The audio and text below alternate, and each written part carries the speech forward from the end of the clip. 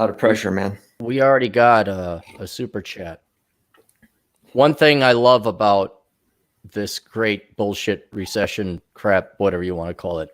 I would have never thought, there's so many things I would have never thought I'd do, like be a ballroom dance instructor, an author, and this vlogger, internet person. What the fuck? That'll go away. It's about the only gig in town. It's nuclear engineers, farmers, truck drivers, the National Guard, and vloggers, YouTubers, podcasters, because we're the only safe entertainment now. Right.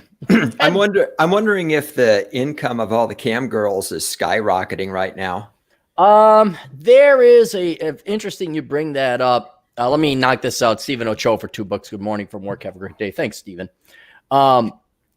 It's economics, as it always is, but this happened before during the Great Recession, where wifey poo or cuddlewookums, the government grant wasn't granted, and her bullshit, whatever, patty cake, take the disadvantaged children of 4-year-olds, and what's the bus for the ones the poor kids who are unfortunately the product of single moms and deadbeat dads?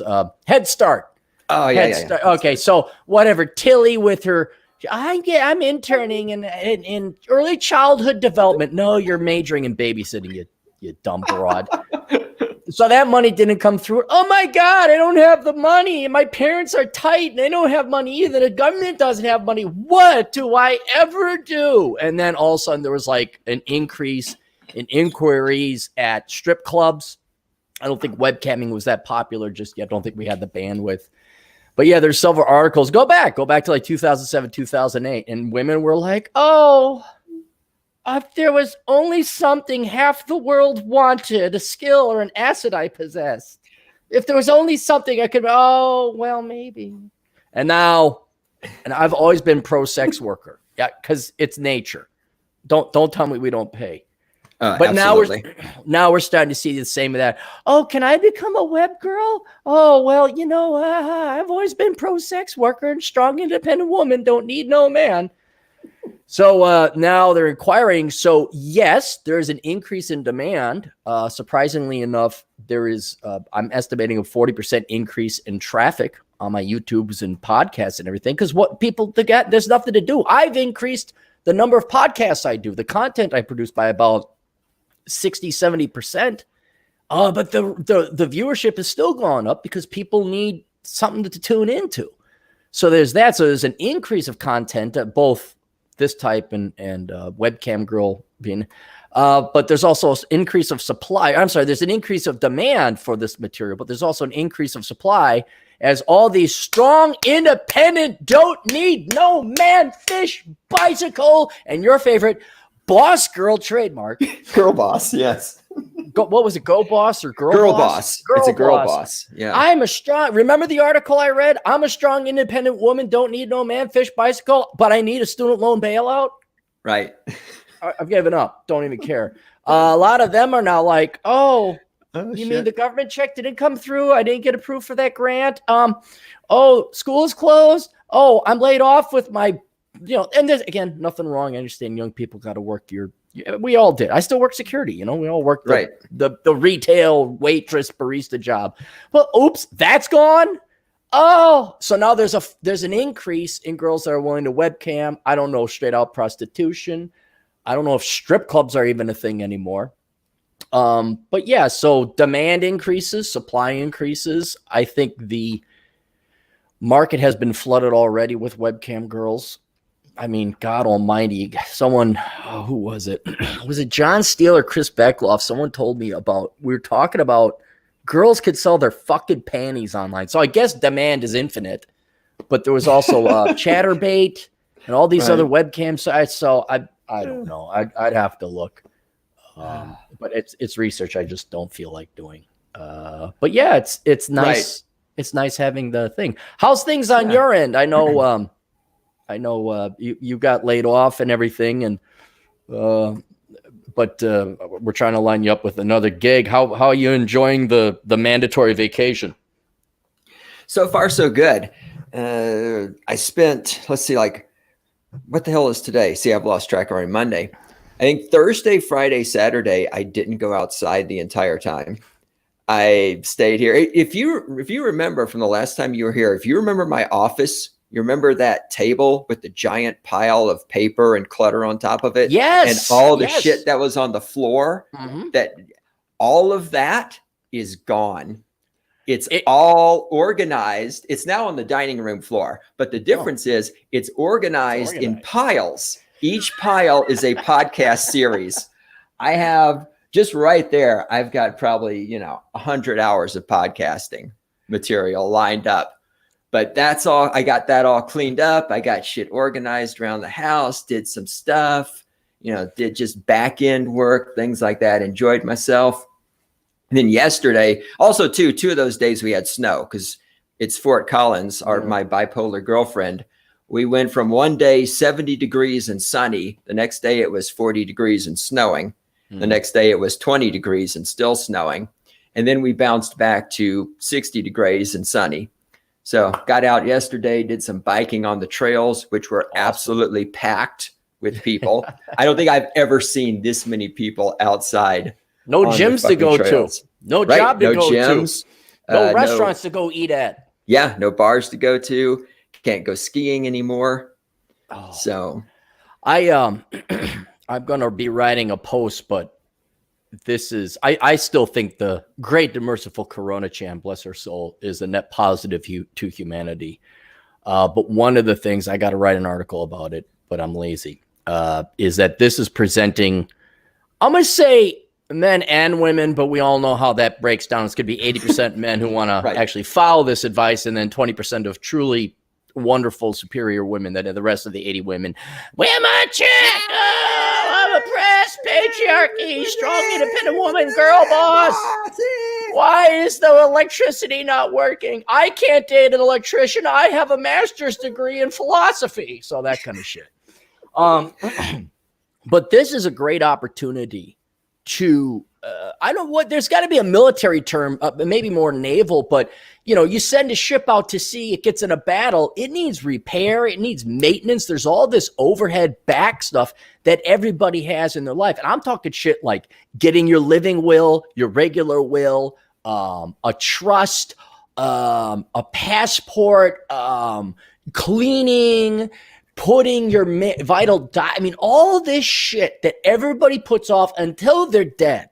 Right. Like, you never get this done where you could really get your own personal battleship of life in ship shape. Like, this is it's a mandatory vacation. And fine, you could go hike and play video games and tune into podcasts and shit, but you're going to get sick of that shit pretty soon, and you're going to need something productive to do. And there is a litany of stuff that you can do. I laugh because that's exactly what I was thinking. I remember your piles as tall as the skyscrapers, and now you got them all organized. Yeah. No, I'm right there with you. I'm doing some hiking and biking and a little computer game. I'm going to fuck off a little bit. Absolutely.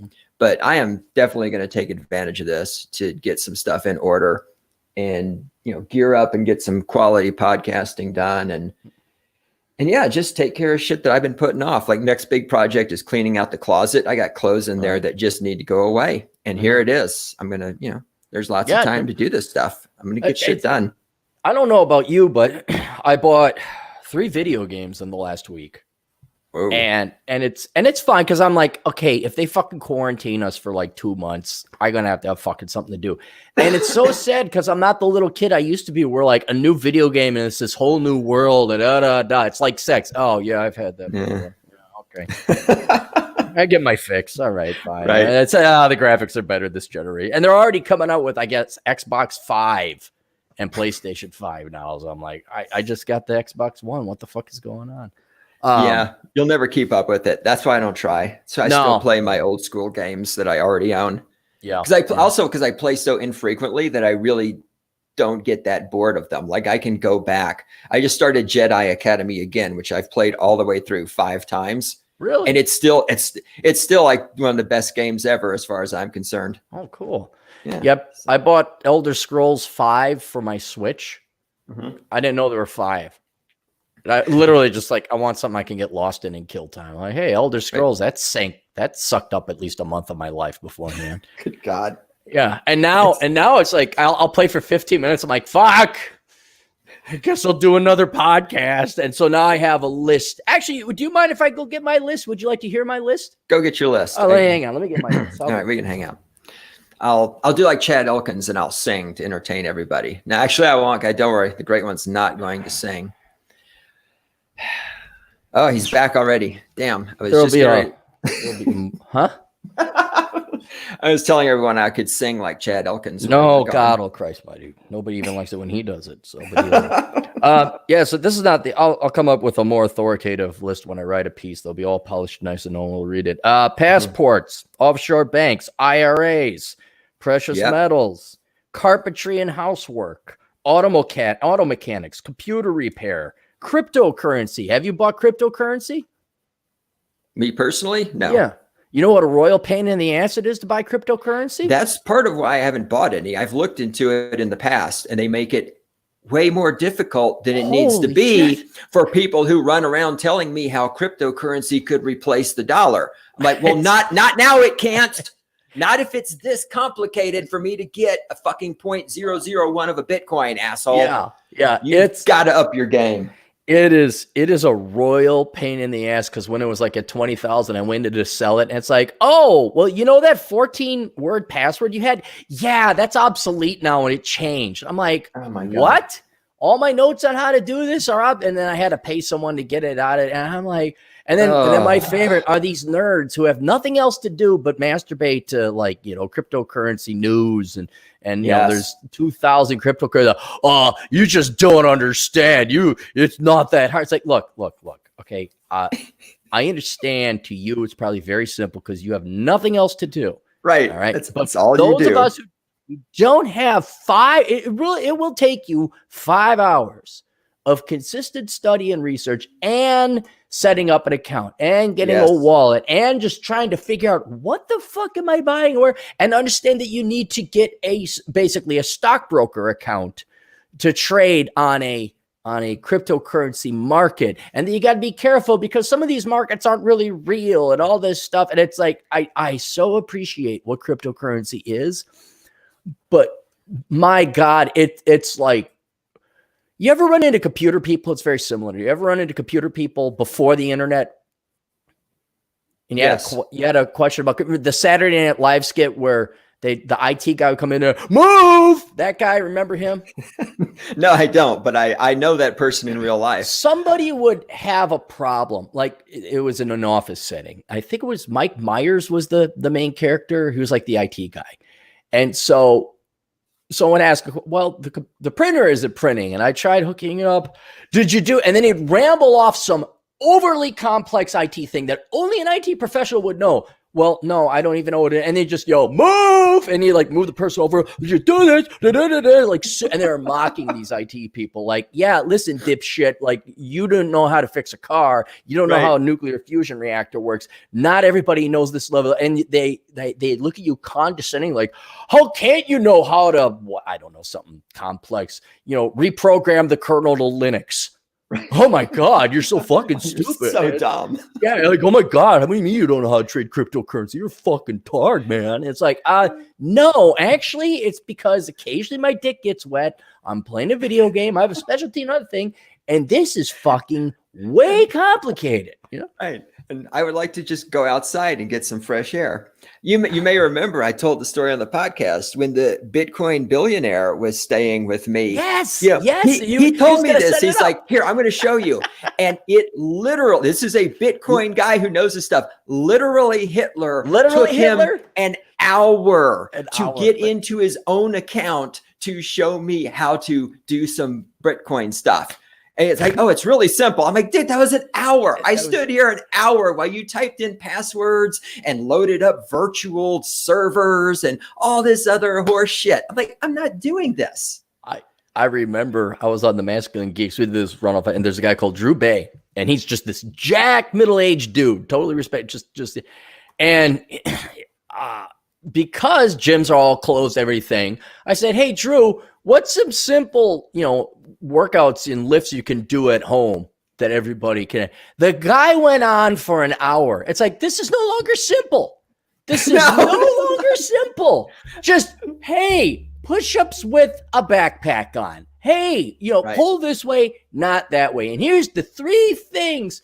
And it's like, now we're talking creatine and reuptake in the muscles and hemoglobin. And I like, okay, all right, never mind. This is why when I write economics, I try to really, really boil it down to digestible bits that you can understand. That's keep it to the basics, because nobody's going to remember all this stuff. Yep. Ballroom dancing, cooking, language, software, or real language, certifications. Reading books. Of which you could go to. Wait, Amazon. what would you know about that? I don't read. I don't read books. I write books. I don't read them. My goal, which is imminently within reach, I think I only have to write one more book, and I will have written more books than I've read for pleasure.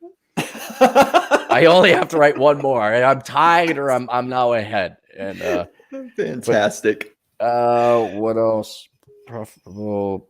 If you want to like start an online thing, now's the time. Yeah, I got another list somewhere else, but or if you have a website, that's on my agenda, is like updating websites, cleaning things up, just going in the back end. And, this page needs to be refreshed, because I got crap on my website. I got pages I haven't touched in years that have, outdated information or also the crap. Yeah, that's one of my big projects too. No, I just went through yesterday and cleaned out a bunch of domain names that I own that I know I'm not going to use, and just did back end maintenance on all my web hosting services and all this other stuff. Yep. No, it's especially that will. If anything, if everybody just got their wills done, lawyers should be capitalizing on this. Like, yes, living will, standard will, get it done and over with, and you're good to go. And of course, I'm not going to be doing any of that. I'm just telling people what they should do. Fuck, if I'm playing video games. Same here. I'm not trying any of this crap. Trying to find a way to work out. You want to hear a funny joke? Lay it on me. This is. I hope you're sitting down. You know what other people could do? Are you sitting down? Or did you hear? Yes. Yeah. No, I was trying to. I can think of a lot of things other people could do, but men and women could lose weight for their spouse. Lose weight.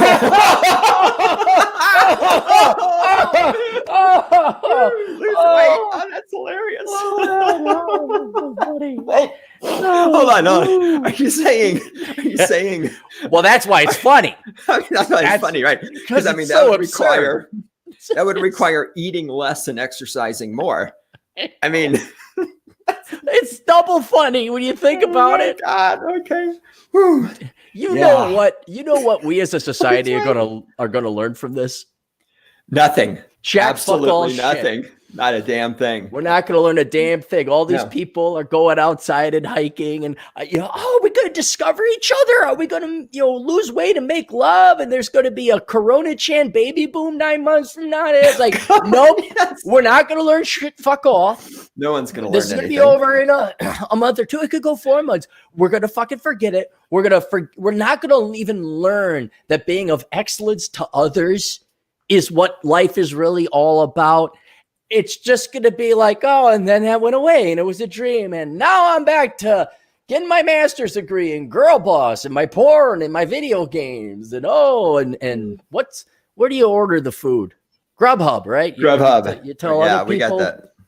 You go have other people who need to get out of the basement to deliver the food to you while you're in the basement. But then when your mom finally kicks you out, you go do Grubhub with your mom's car to feed those guys who just fed you while you were in the basement. You go feed them while they're in the basement.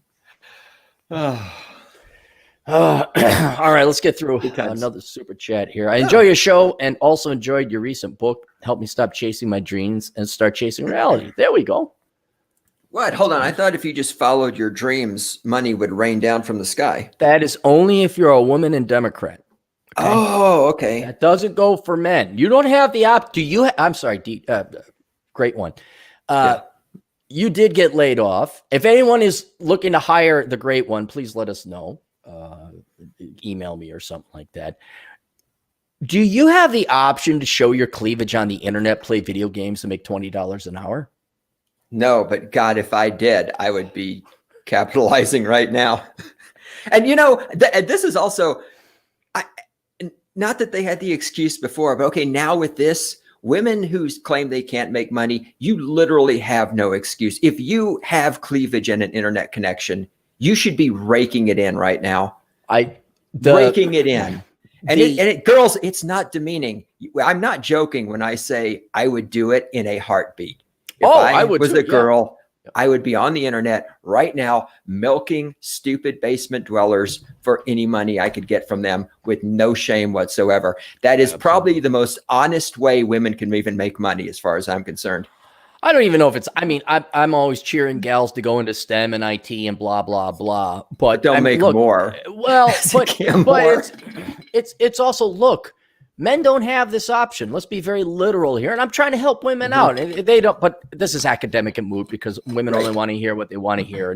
But men don't have the option where half the population desperately is programmed to desperately want them and will throw money at them for pictures. Not even pictures. You playing video games in kind of a slinky outfit or something. Yeah. That does not, and I don't know why women, some of the more Machiavellian and opportunistic ones do say this, but it's definitely a minority of the voices where it's like, look, men are throwing how much money at you to be on, not Friends. Is it only Friends? Friends only? Something like that. Of the many apps out there, they could do that. But none of them are opportune because it takes effort, takes work to, I guess, stay reasonably fit and attractive.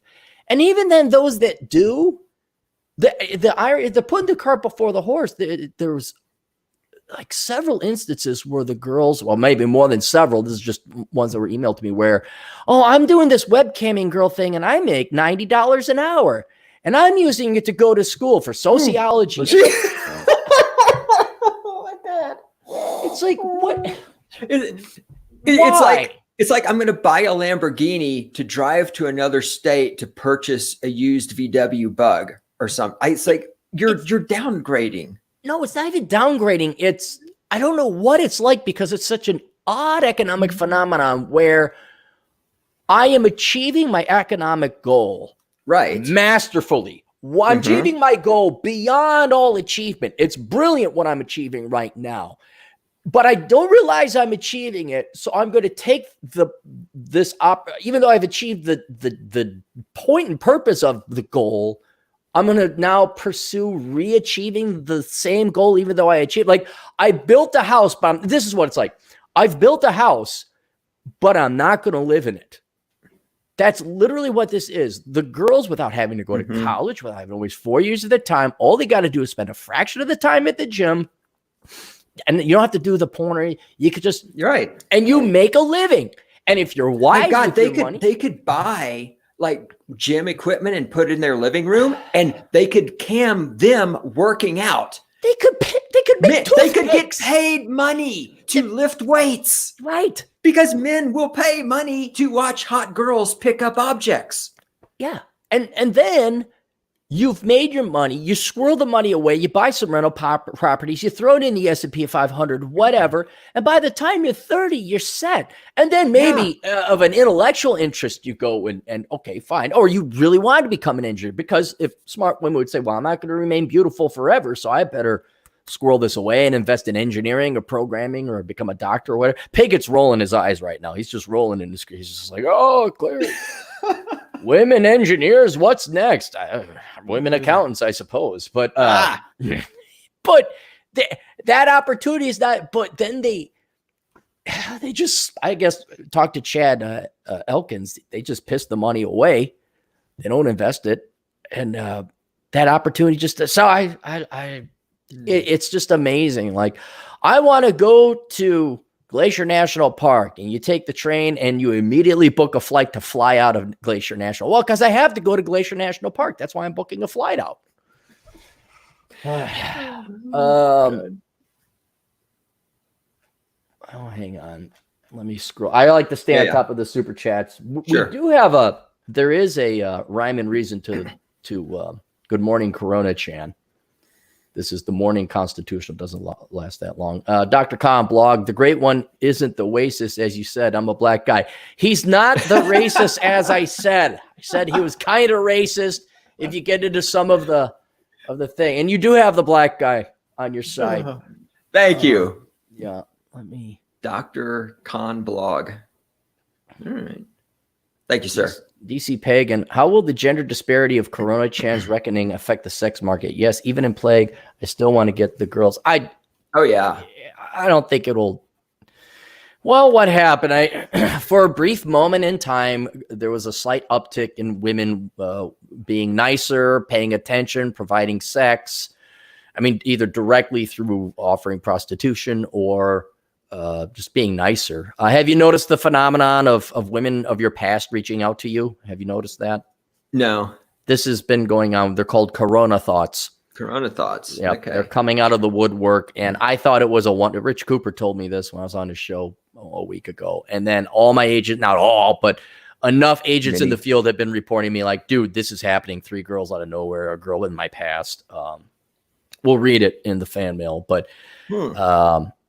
women are now starting to realize that their condo downtown with their Trader Joe's that serves 500,000 people, that may not be enough of a supply for toilet paper and food and water and cat food. And now they're wine, boxed wine. Right. Well, whatever. But stereotypes aside, sure. These it's not just women, but the people in general. But women they intuitively know. They intuitively go to the guy like, hey, I had one guy. She's like, hey, can I come over and like, you know, for $100, I'll cook for you and maybe just spend the night. And the dude's like, what? It's like, just say prostitution. What? Just say prostitution. Right. Just don't. Because they've been living in a bubble. They've been living in a government finance bubble, a make work jobs program bubble, an education bubble, a self-esteem bubble, a protection from being offended bubble. Well, even that, but what did you? And this is beyond politics, but how pampered was your life that you never had to worry about emerging Hurricane Katrina? This has nothing to do with politics. Like, shouldn't you have some supplies on hand? Like, shouldn't you have a first aid kit? Yeah, I mean, this still baffles me, and I've ranted about this enough. It's like, and I haven't seen the chaos at the grocery stores because I haven't really gone to the grocery stores. Because, like, okay, when this hit, I walked in the other room and I counted the toilet paper. I have 70 rolls of toilet paper. I thought it was 38. Did you get more? No, that's what I had. I recounted, but I got toilet paper. I got like 3 weeks, 4 weeks worth of food. I've got alcohol. I've got bleach. How do you not have this stuff? It's like, I don't get it. Because they were too busy educating themselves on how to solve microaggressions. See, aren't microaggressions very important? They're a great one. We got to eliminate the microaggressions. They are too important, great one. You need to go and serve them and deliver her the Grub Hub with the toilet paper hub. And you just keep that great mind in her lofty downtown condo. You keep it going because she's got to get a master's degree. She can't just stop at a bachelor's. You got to get a master's degree, girl boss, to explain to you why we can't say the Wuhan virus. What is the racist version of it now? We need these people to be Nazis over our speech. We need them to cleanse our speech. That's the most important thing. We need to be absolutely correct. No, and now that the electricity isn't even fucking off, the grocery stores aren't empty. I mean, this is not a crisis. It's not. It's not. I'm sure you and your military experiences have probably suffered through slightly lesser times, and they're already getting on the horn or the typity type, and like, hey. Like some guy said, hey, number 1, hey, number 2, haven't talked to you in a while, and 3, what's going on? Like, those are the 3 main responses of these Corona thoughts coming out of the woodwork. and that's just, oh God. And you know what? There's still nowhere near the number of deaths that the great heat wave of 2003 wiped out in Europe that one time. Remember that? Remember the great heat wave? Not offhand. Right, because it wiped out 70,000 old people.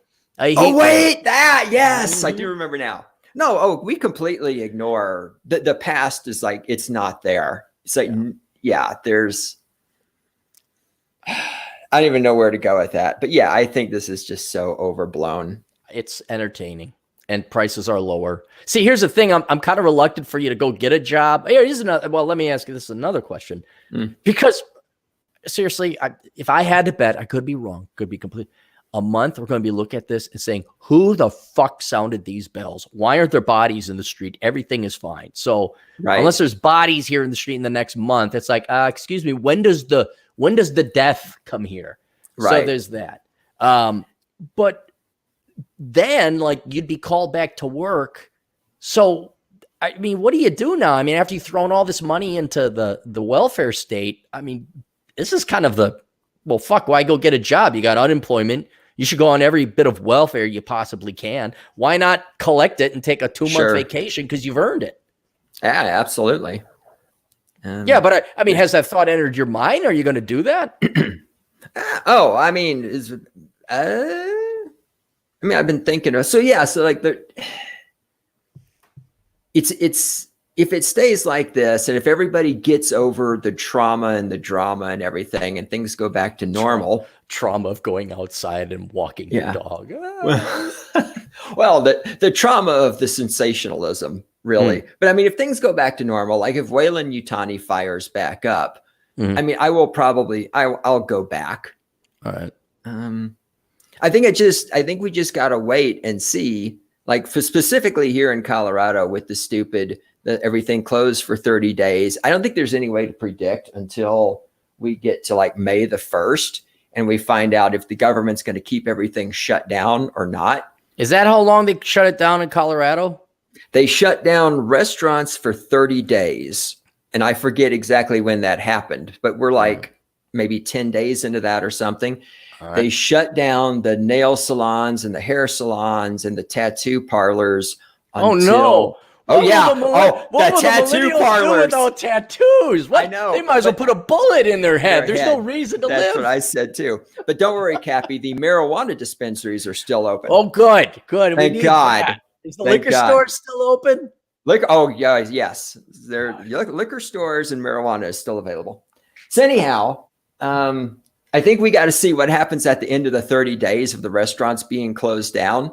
If they stay closed down, I think that's a bad sign. If they open back up, but for people who don't know, I work in the theater and event business, so my entire industry revolves around large groups of people in one place. So depending on how soon you can have 500 people in one place, that's when I'll go back to work. And the thing is, most of the events that I do, they're fundraisers, they're corporate events, they're touring shows, they're stuff that have been put off. And once the all clear is given, everybody is going to be doing these things that they've postponed, which means I'll be busy as fuck, and it'll be massive amounts of overtime and a lot of opportunity. And it'll also be an opportunity for me to say unto Weyland-Yutani, I would love to come back. I expect a raise. Yeah. So I will be getting more money if that happens too. That's kind of what, not to sound too optimistic, but I have a feeling there's going to be this pent up demand because people are saving a ton of money too. I know, unfortunately, the sectors that are unfortunately hit disproportionately, your retail, your service industry people, they are unfortunately hit. But and I know some other people are laid off, but people are allowed to work from home. Imagine if we didn't have the internet, you'd be fucked. This would be a real but people, the information economy is still going on just fine. But also people are not spending money. Like there's no restaurants to go to. Right. I mean, I have saved probably, at least $1,000 of the past month. Nice. From Poke Bowl that I can't spend my money, my Poke Bowl fund. And it's been redirected to video games, but not even that much. So that when this is all said and done and all of a sudden things go back to normal, it's going to be like toilet paper. There's going to be a flood of fucking toilet paper on the market. We're going to have more shit than we know what to do with. And we'll have, 1 quarter of bad GDP growth, but then the next quarter GDP growth and the one after, and especially, and this is what instigated this, what if American companies, people, professionals went back, retooled, upgrade, got their ship in shape so that when things go back to normal, their company is 10% more efficient. They've streamlined, like you said, you've streamlined, you've updated your website. If you go back, this doesn't, there's a time to retool. There's a time to take a breather. The plane flew 5 sorties. Hey, it might need some new bearings. It might need, and now we put a turboprop on it. Now we got this new and improved P-51 we're going to send out to do battle. I think this is not that bad. It's okay to take a breather. So I think it's going to come back, and I wouldn't say roaring because I dare not be optimistic, but it's not the crisis we think it's going to be. Yeah, I think I agree with that. Like I say, if the shutdown stays a short-term thing, I think you're right. I think we can come out of this and people who put effort into this time right now. Investing. Right. Not just throw money and spending on the children because we invest in public school. No, like you learn a fucking skill or a trade. Mm-hmm. I got an agent in the field who has a little daughter. Well, not so little, but a kid. And I'm like, has the kid learned Python yet? No, Clary. She's a little girl. That doesn't matter. Why hasn't she learned Python yet? It's been 2 weeks. And then I say, has she learned C#, C++? Clary, she's playing with sidewalk chalk. I don't care. It's a chop. Let's go here now. I got to make the money. Because the kid technically could come out 2 months from now. Yeah. Programming at 12. Just saying, making $30. 12 is plenty old enough to program. 12 is plenty old enough to program. Aaron, you hate the womans. I really hate the women pushing them into STEM and programming. And wanting them to learn computer languages so they could work from home writing software. Work from home and not have to be terrible. A webcam. Oh my God. They could cam themselves writing software. Men would pay money for that. Dude, there's a writing software. Now, if you had tits and you were a hot chick, you could do this. Hey guys, someone learned this thing called R. I don't know why it's just called a letter. Why not Z? That's a cooler letter, don't you think? How do I turn this on? Morpheus for $2. Aaron, would you stream on Twitch playing Red Dead Redemption 2? No, I hated Red Dead Redemption 2. Is that the one where you pet your horse? That's the one where you got to pet your horse and your horse poops. And you got to make friends with your horse and you got to bale hay. And because that's the fucking game I wanted to play was a game of fucking chores. And the fucking fuzz, the feds are on your ass. Did I tell you about animal cruelty? No. Okay. You know of Red Dead Redemption? I mean, I know of it. Yes. Okay. It's an open Western game. Okay. Right. Open environment Western game. The first one is great. And one of the cooler things is you just run around and hunt. And the music's very calm. And at night you can hunt cougars and other nocturnal animals. And so I'm kind of getting used to this game. And I'm out in the middle of nowhere. I'm not even near a town or nothing. And there's just this goat on a hill. And I look around, I don't see any farmers, because you can't shoot somebody's horse, you can't shoot someone's cow. There's just this goat out there. And I look around, nobody's there. I'm like, I'm going to shoot the goat because you get points for different animals. So I shoot the goat. And all of a sudden, the red light goes on. I'm like, what? And that means you did something bad, and 2, somebody saw you do it. And so I look around. Well, there's 2 dopes on horses who were not there 10 seconds ago. And then I'm looking at them, and then they immediately turn around and run away. And like, you're being reported to the sheriff. And what? And it said animal cruelty. I'm like, go fuck yourself, Rockstar. Go fuck yourselves. Animal fucking, because there's a goat in the middle of fucking nowhere. 2 randos just showed up, saw me shoot a goat. Now I gotta waste 5 minutes evading the cops. It's on my it's like, no, this is like clicking all these buttons. Like, no, I don't want the upgrade. No, I don't want that auto pop-up thing. Yes, I do want to do this YouTube. No, I don't want to do that Yahoo Mail. No. And so I got rid of it. So I don't want to play Red Dead Redemption 2. Oh. And I don't want to do Twitch. I don't have time to do Twitch. I seriously, Morpheus, if I had big tits and I was a female, I would do it. I would, because I'd make money. But men don't have that option. Cappy doesn't have the cleavage for Twitch. I don't. I got to use my mind. And that's a big handicap. I was going to say, that's tiny. No one's going to see that on Twitch. I am really struggling here all these years. Let me get to scrolling down. McCoyan for $5. If they care about people dying, why don't they shut down. McFaddies and Big Pharma Mama both kill way more people a year with opioids and obesity. But because people want that. That's what people want. That is what people want. Yeah. I saw that apparently McDonald's is shutting down all of its restaurants in Europe. I don't know why. Like, did they think that's going to, I don't know why, but I saw that's happening. I don't know. Josh, for $5, grocery stores are now closing at 9 p.m. Now I can't shop at 11. Also, from 6 to 9 a.m., only elderly people could shop. Yes, I have friends talking about tattoo. Yeah, Josh is what I've been doing. I'm seriously, because I'm bored. That's the main reason is I'll go grocery shopping at like 11 or midnight, which you can't do because they're closed at 10. But just to get out of the damn house. And I also like to keep an eye on what's in stock and on stock because I think that's much more telling of the economy. Yeah. And until I see food and vegetables missing, I'm not too worried. Yeah, same here. Like some food is vanishing. Like there was a big run there for a while where I shop on the pasta and probably rice, because it'll last a long time. Yep. And there's a bit of a run last time I went on the canned food. Because the first few times I'm going to the grocery store, the toilet paper's gone, the pasta's gone, and the canned food shelves are overflowing. I'm like, okay, guys, let's get our priorities right here. Because my favorite you go down the detergent aisle, right? Yes. On one side, all the sanitizer's gone. You know what's on the left side, fully stocked for 89 cents a gallon?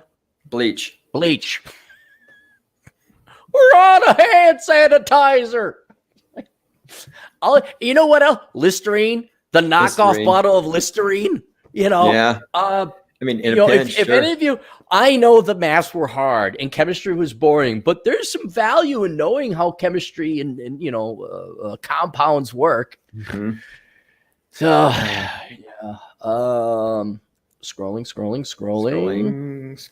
I think now I got to scroll back up because YouTube just likes to fuck around with people like that. I do have a show. I do have an itinerary. This is just how it goes because two great minds have nothing else to do. Monty Python, bring out your dead. For $2 from Adonis Hughes.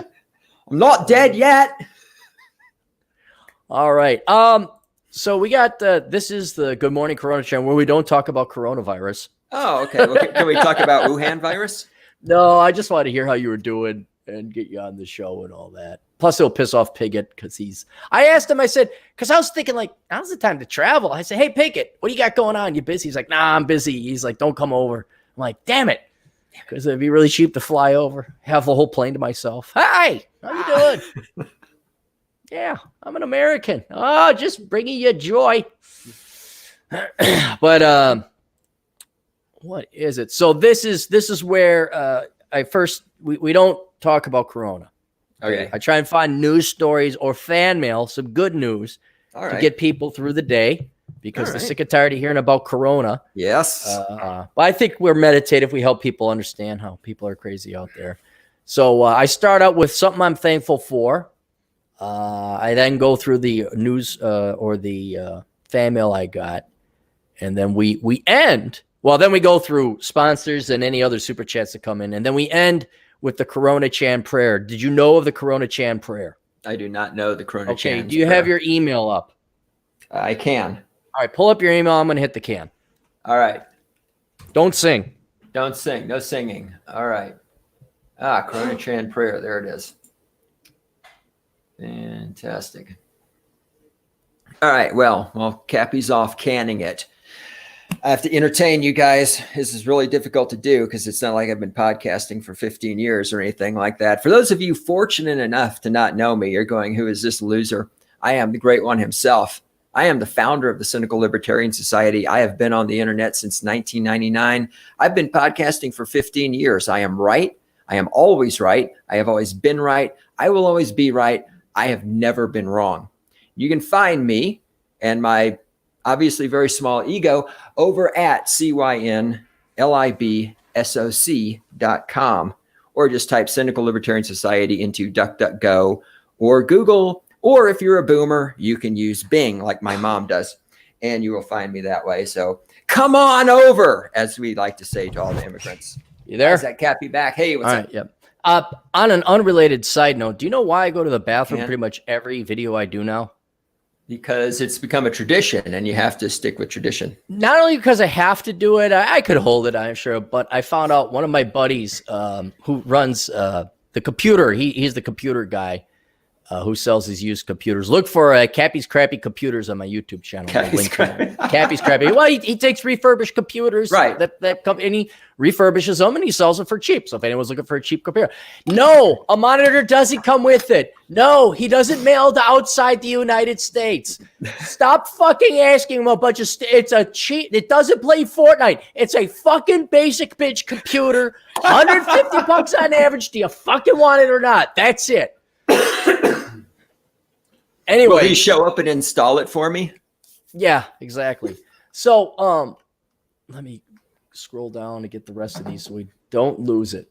I don't want to lose the super chick, so I feel very, very bad. So he is even more angry and pissed off than I am. If you could imagine me turned up to 12. But he's an IT genius. He races cars. He's incredibly sexually frustrated because he's Christian, and Christian women are fucking cancer to date now. They are fucking, because they're not Christian. They just say they're Christian. Right. Anyway, so we have a very, I would say hostile, but respectably adversarial relationship where we can never give the other one a compliment or anything like that. And he's like, you're a fucking idiot. Oh my God. And he talks like that because he got plugged up. And he's listening right now. And he says, oh, I can't believe you make money. All right. Just constantly slamming. But then we'll like hang out. He's like, so like on your latest podcast, you said this and that. And I'm like, wait. Do you tune into the podcast? So he tunes in regularly, it turns out. He loves the show. But then he's like, Jesus fucking Christ, Clary. You had to go pee, and then you did close the door, mute your mic. Everyone could hear you pee. I don't even know you washed your hands. So now... did you wash your hands? Yeah, I did, but I kind of...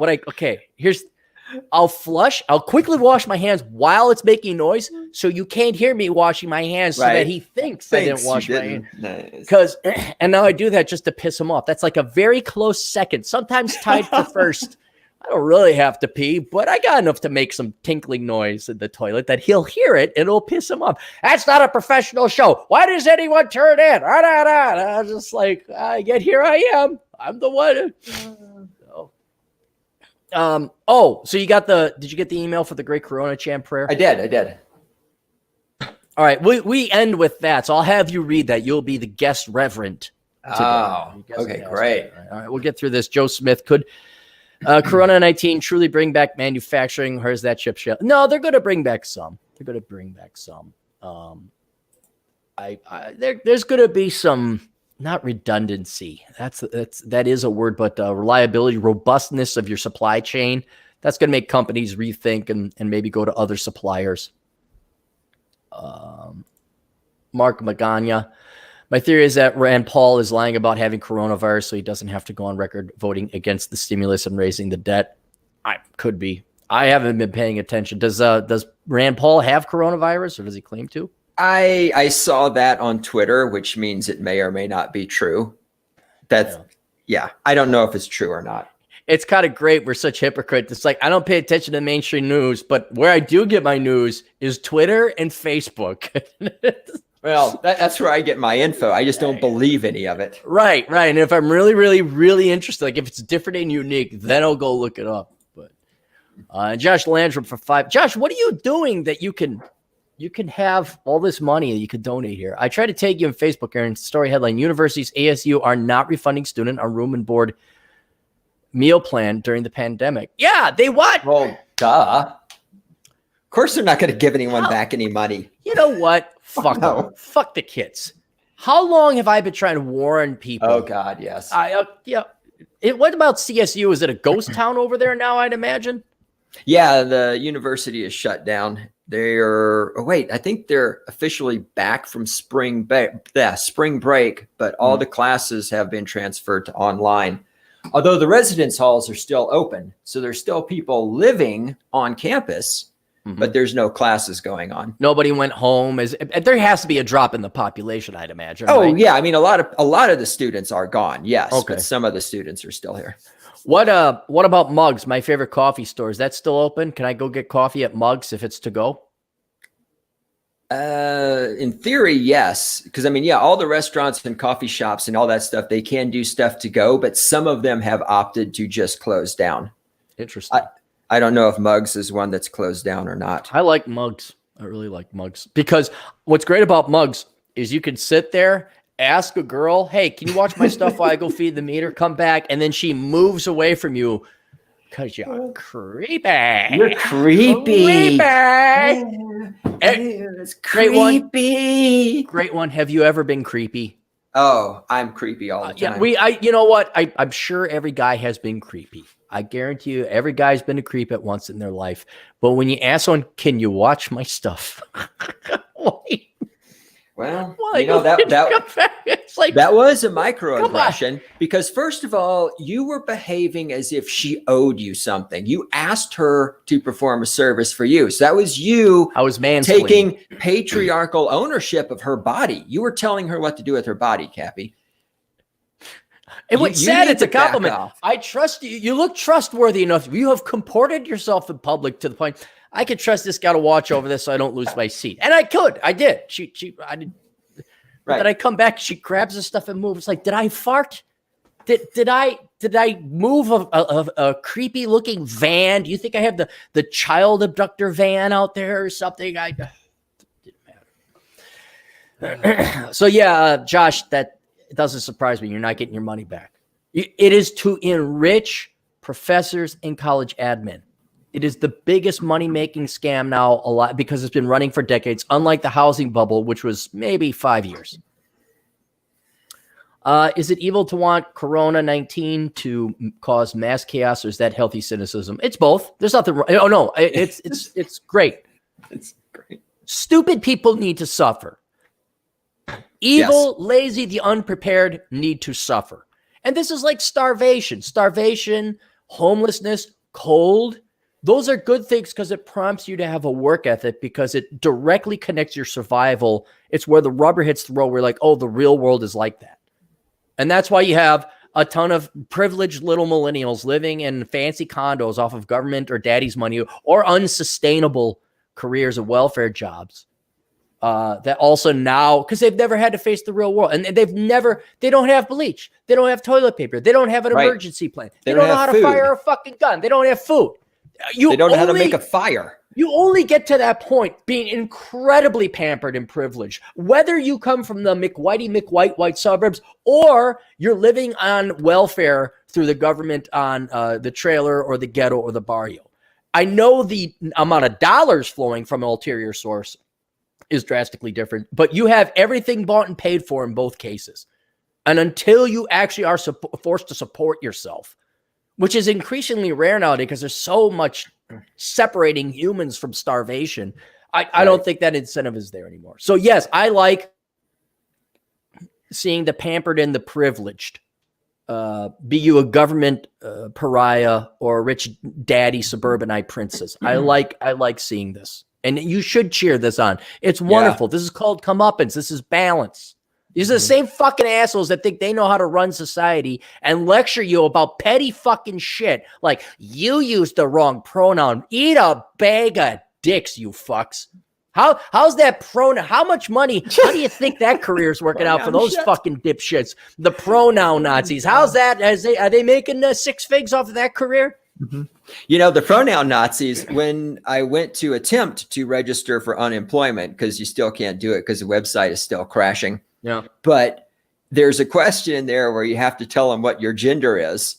Yeah. And the only options are male and female. And I'm thinking, okay, are the gender pronoun Nazis, when they get to that point, are they, not registering for unemployment payments because they're being microaggressed, or are they going to power through that and choose one? I think I'll write it. Hey, oh my God. I wonder when all this goes away, because the real workers, the engineers, the farmers, the truck drivers, the petroleum people, although petroleum is dirt cheap now because of a war. When us adults, here's basically what boils it down to. Mm-hmm. When us adults get the rest of the society through this fucking bullshit, you little pampered children could go back to being your little drama queens, your SJWs. In the meantime, it is awfully interesting how quiet it is. Although I guess that's because all the other news has flooded out all the, the whiny pieces you hear at the Atlantic or some other fucking pussy ass worthless.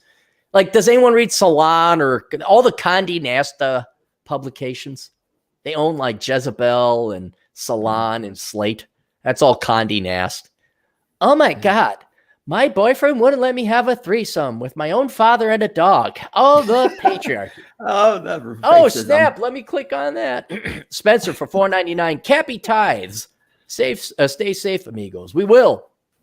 We're great. We're safe. Yeah. Do you lose any sleep about this shit? No sleep lost yet.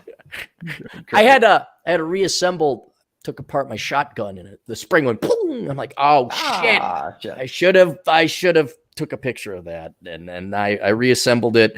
I'm like, I think this works. And then I took it to my buddy. He was like, who knows what I said? Oh yeah, you reassembled. Oh, okay, good. I didn't want it. But yeah, I'm not worried. Don't worry. If there's somebody that's going to stay safe, it's going to be me and the great one. Oh yeah. Don't worry about that. Worry about Tina. Amy! What does Tina do when her and Amy can't go and whore it up as 43-year-old women at the happy hour at the sports bar? What are they supposed to do? My God, what are they doing? Is Karen growing her hair out? What are the Karens? Who are they going to complain to? What managers? There's no manager to call. I want to talk. You can't talk to a manager. At least not within 6 feet. Let me keep scrolling here. Do we get there, Spencer? We got a lot of fan mail. Do you got to go anywhere? No, I got nowhere to go.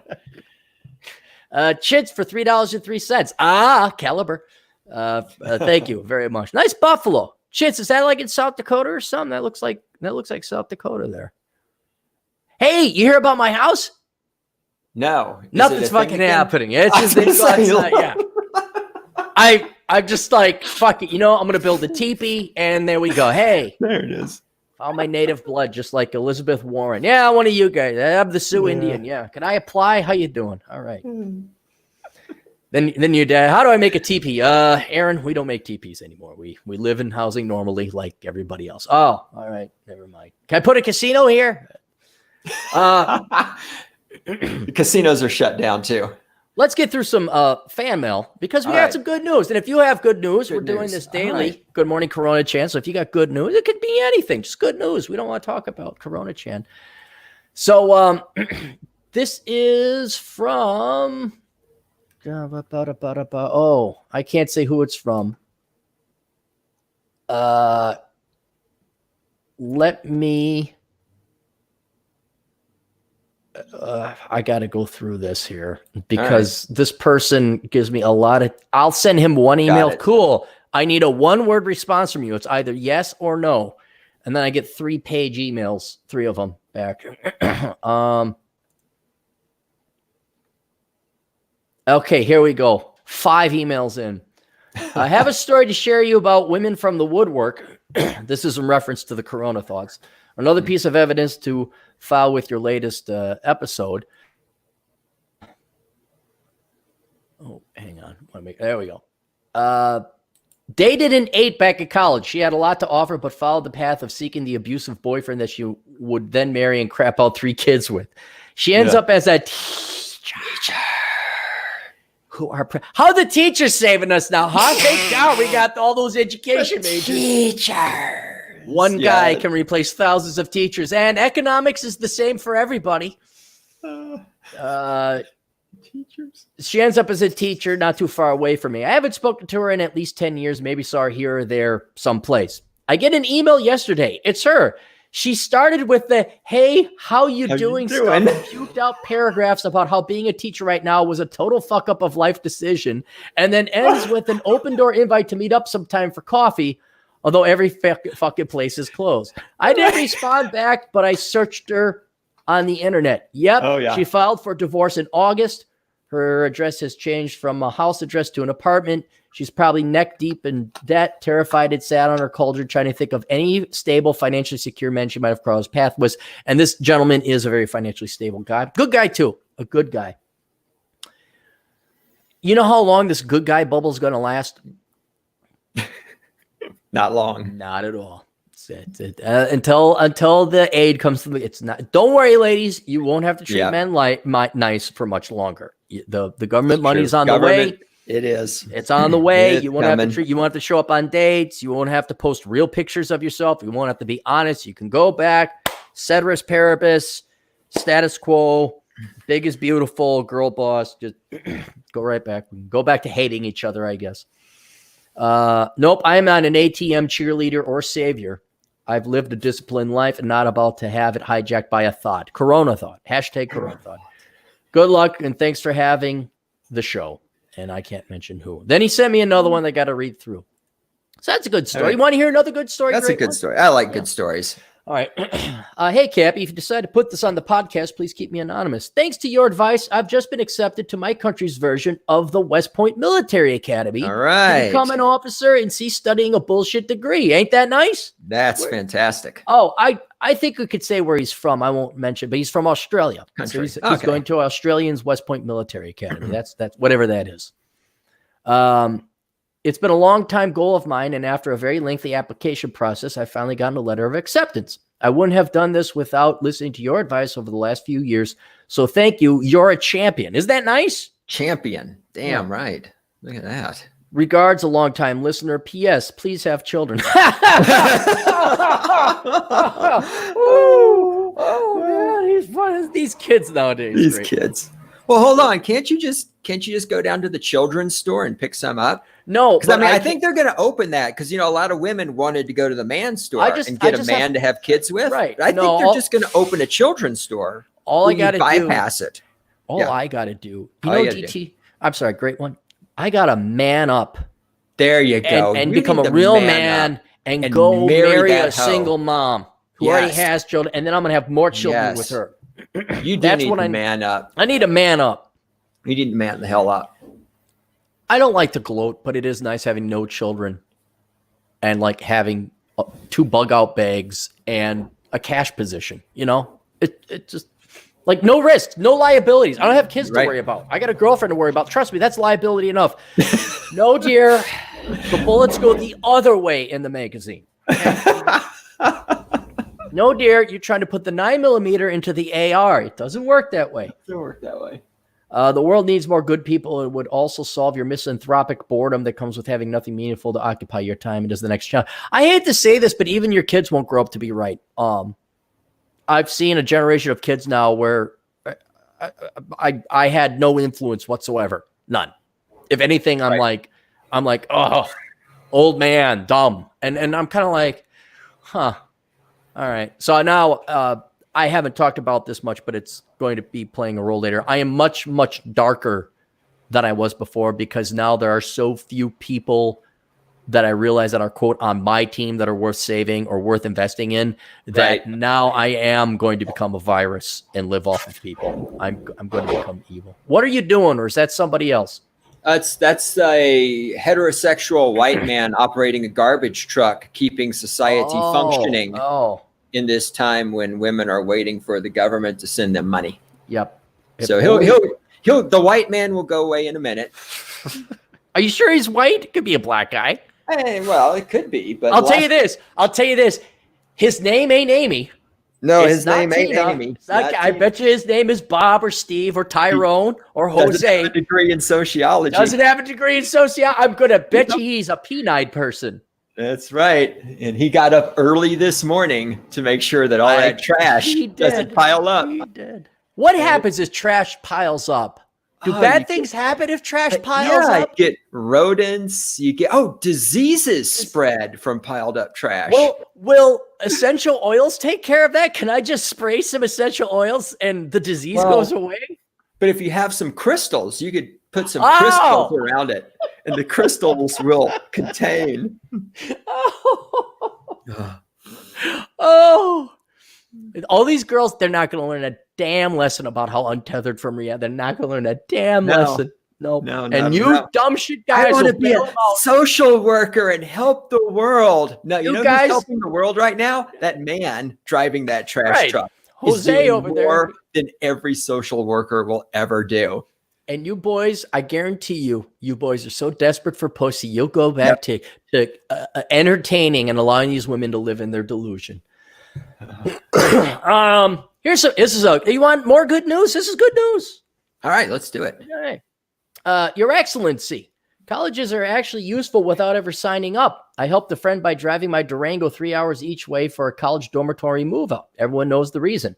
Had that feeling something was out there and was observant. Lo and behold, sitting beside a dumpster was a mini fridge that still had ice in the freezer and smelled like stale vodka, begging for a home and filled with beer. All it needs now is some bleach. Remember bleach? Yeah, bleach. Ignore bleach. We need a sanitizer because it comes out a cute little squishy bottle. All it needs now is some bleach, and it will make a nice addition to my back patio this summer. I didn't find the grand prize of a 40-inch flat panel TV to partner that patio fridge, but I am satisfied. Keep on enlightening me with the stuff and new words to describe it all. Feels like a church of common sense or something here. I don't know, but I'm not alone.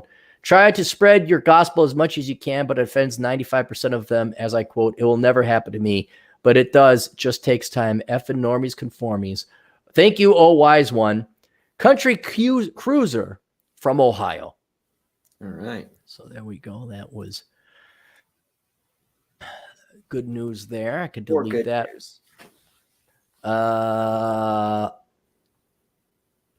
This is from Davis.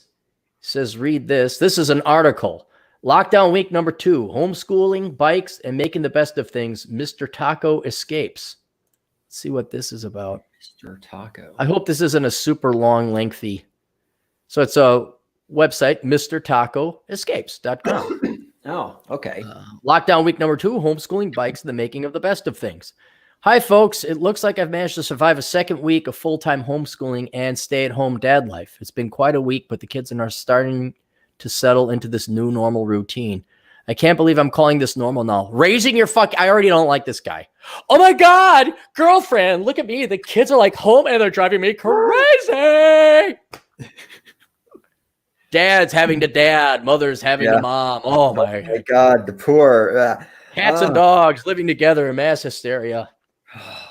Life certainly does bring many interesting turns. Unfortunately, this lockdown means I have a lot less time for blogging. Posts are going to be less frequent, but my goal is post once a week while we're under the COVID-19, blah, blah, blah. Expect these posts to be a lot more picture heavy and less wordy. All right, so he's taking pictures of his kids with a window out back. So there's a problem that stalkers can find your kids. That's why you don't. More one-on-one instruction. Our daily school schedule looks like this. He provides a schedule, play outside time project. With all the school time, trying to maintain some level of quality of home cooked food. Delicious. So he made a dinner. Great one. Yeah. What superhuman strength does it take? Wow. I mean, you got to be Superman, right, to make meals for your kids? I mean, yeah. I don't. And that might be beyond Superman. I don't know if anyone's ever made meals for children before. He might be pioneering something new here. Because I was pretty sure only schools could make meals for children. I got to see if there's an about here. Yeah, this is hilarious. All these parents who are going on about, oh my God, my children are at home. I mean, oh, how traumatic. Work at Wall Street. I didn't saw during the bulk of my email less than 100,000. He sounds like a minimalist, so that's good. Okay. But it just sounds so basic bitch though. Like, oh my God. I don't know. Is he a teacher? How do I feed my kids? Okay. Maybe it's worthwhile. I'm always so negative right off the bat. Right. I mean, me too, but we've sort of learned that, haven't we? That just saves a lot of time. Yeah, but I don't know why he linked to this. This is really bland. This is very tapioca. Tapioca, that word. He says this is a teacher. I guess the guy Davis wanted me to show that Mr. Taco could take care of his kids and educate them just fine. And that children are not needed. Ashley Webb sends this very germane to what we were talking about before. This is from Reddit. I can't believe I'm posting this, but recent changes in my work have meant that I'm looking for ways to supplement my income. I'm sure I'm not the only one in this position, or I'm hoping at least. On my main account, I've occasionally received messages from users offering to pay me for explicit photos. I was wondering if any of the women here have received similar messages and actually followed through. I received a message of this sort yesterday. I'm actually considering it. I would love to hear your experiences, good or bad, so that I can make an informed decision. They make it seem like this is a big fucking deal. Yeah. Great one. Great one. If somebody said, hey, great one, I'll give you $20 for a picture of your junk. Not your face. You just got to send me a picture of your junk. Would you do it? Absolutely. Aaron, wear this outfit. How much? $30 for a picture? Yeah, here you go. Here you go. Like I love it how like this woman thinks she has options. I want to do a full, thorough analysis of this choice of my career. What do you think of this profession? Yeah. You know, Come on, girls, just do it. Take the money. Take the money. Take the money. Look, you got a government program giving you all the money. You got a private sector program. You know what it boils down to? They don't want to do it. It's not their passion. That and it involves some work. Right. Well, and I know your passion. Why can't you and I get to work our passion, right? Your passion has been setting up stages, right? When you grew up, you wanted to be a stage setter. Oh yeah, this is my passion. Yeah, I wanted to sit and write pages of books and just have my brain. It's passion. This is not the reset we need. We need something crippling. We need something really like the internet is off and you don't even have the choice to send. Oh news. man, yeah. That's what we need. If the internet goes down, then we're going to see a whole new restructuring. That's interesting. From Jeff, Michigan Department of Education won't count online learning towards yearly requirement. Oh my God. They need their money, people. They are not there for the students. Public schools won't count online learning time, but private schools will. Students attending public schools online during the coronavirus shutdown won't be able to count it towards the required annual instructional hours, but private schools will. The Department of Education said Friday in a memo to school leaders across the nation that the online time won't count. There's no mechanism to earn instructional time during a period of mandated school closure. Deputy State Superintendent Vanessa Kessler. How much you want to bet Vanessa Kessler is a Karen? Yep. See, but she has a degree in childhood psychology or sociology. Governor Gretchen Whitmer sounded surprised by the decision. I know that the Michigan put out a statement. I was dismayed to see that, Frank. We are going to work to make sure kids are getting the instruction. All right, so it sounds like Gretchen is. Why doesn't Gretchen tell the Department of Education, no, we are going to count that towards education? Yeah, why didn't somebody just tell them no? Well, the teachers have to make their monies. And we have to hold you kids, not only your 13 years, now you kids get to go back for 14 years. God, yes. Teachers are not your friends, boys and girls. Teachers are parasites and vampires who want to live off of you. I don't know how many times I got to say it. Just because they tell you what you want to hear doesn't make them your friend. You are just a tool that they use. They do not care about you. This is from, we'll keep them anonymous. Hey, Aaron, saw your interview with Rich. I'm an RN who has worked multiple nursing disciplines, including ER. This is not just the flu. Not being an asshole, that's your job. I just don't want the public to get complacent. No, if you're in the problem is, I know a medical doctor who's working this is saying this is overblown. So I got to figure out, if someone could give me an objective answer, I'll listen. In the meantime, I'm just going to look at death rates. I'm going to look at the fact that this kills old people and not me. And quite frankly, I don't give a shit then. I really don't. Right. I was coming down still on the overblown too. I mean, and it can change at any moment. It could, but it really looks overblown. Yeah. And I've worked in hospitals. I'm not a nurse or a doctor, but I've worked in hospitals. I've worked in biomedical research, and I can do math. I mean, we've just now killed on the entire planet Earth, Wuhan has just now killed more people than the swine flu killed in the United States. Okay. I mean, the numbers are still not that impressive compared to things that have happened in the past. And it can blow up tomorrow, but It could. Until it starts affecting younger people, I'm not worried. Because it doesn't affect me. I would have cared at one point in time if the community treated me okay and treated me instead of calling me a racist or a sexist or you're male. I mean, I don't know. I don't know if you know Ilian Omar. She's a local rep here. That sounds familiar. I've heard.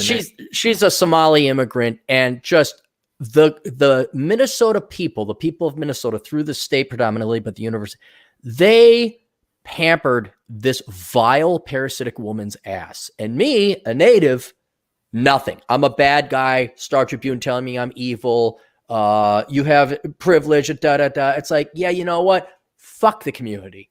Fuck you people. I am only looking out for myself. And so that's why I can't get invested. If the community didn't want to invest in me, if it in reality wanted to hate on me, wanted to tax me, wanted to call me the bad man, fuck you. I don't care. Oh, let me ask you this great one. The local news, if you watch it, do they have all these community bit pieces now? Like everyone driving past their friend's house, waving hi with signs, happy birthday, because their little school peer had a birthday? Or teachers doing, making their own face masks. Did you hear about any of these on your local? I've seen a little bit of things in that direction. I pay no attention to local media, but I've seen glimmers of it. Yeah. Okay. All right. Because that's all they do. Mm-hmm. Like this, we're helping out the community, and they drove past Amy's house and waved at Amy because it was her 9th birthday and she couldn't celebrate it with her. I'm like, fuck you. No, fuck you people. There's people knitting and making their own masks, which is cool, but then they give it away for free. I just want to give back to the community. What did they give to you? Were you on the receiving end of good shit? Because all I hear is bad shit. Like, what is this world? Where does the good happen in the community?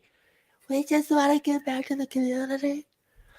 And little Tina, she's going to do her part. And she wrote her friend a get well card and sprayed it with disinfectant and put it in the mail. Don't want to get complacent. The virus has a minimum fatality rate of 3%, according to WHO. It's much higher. Well, for old people, don't care. And 3% is not a whole lot. Not worth shutting down the economy for.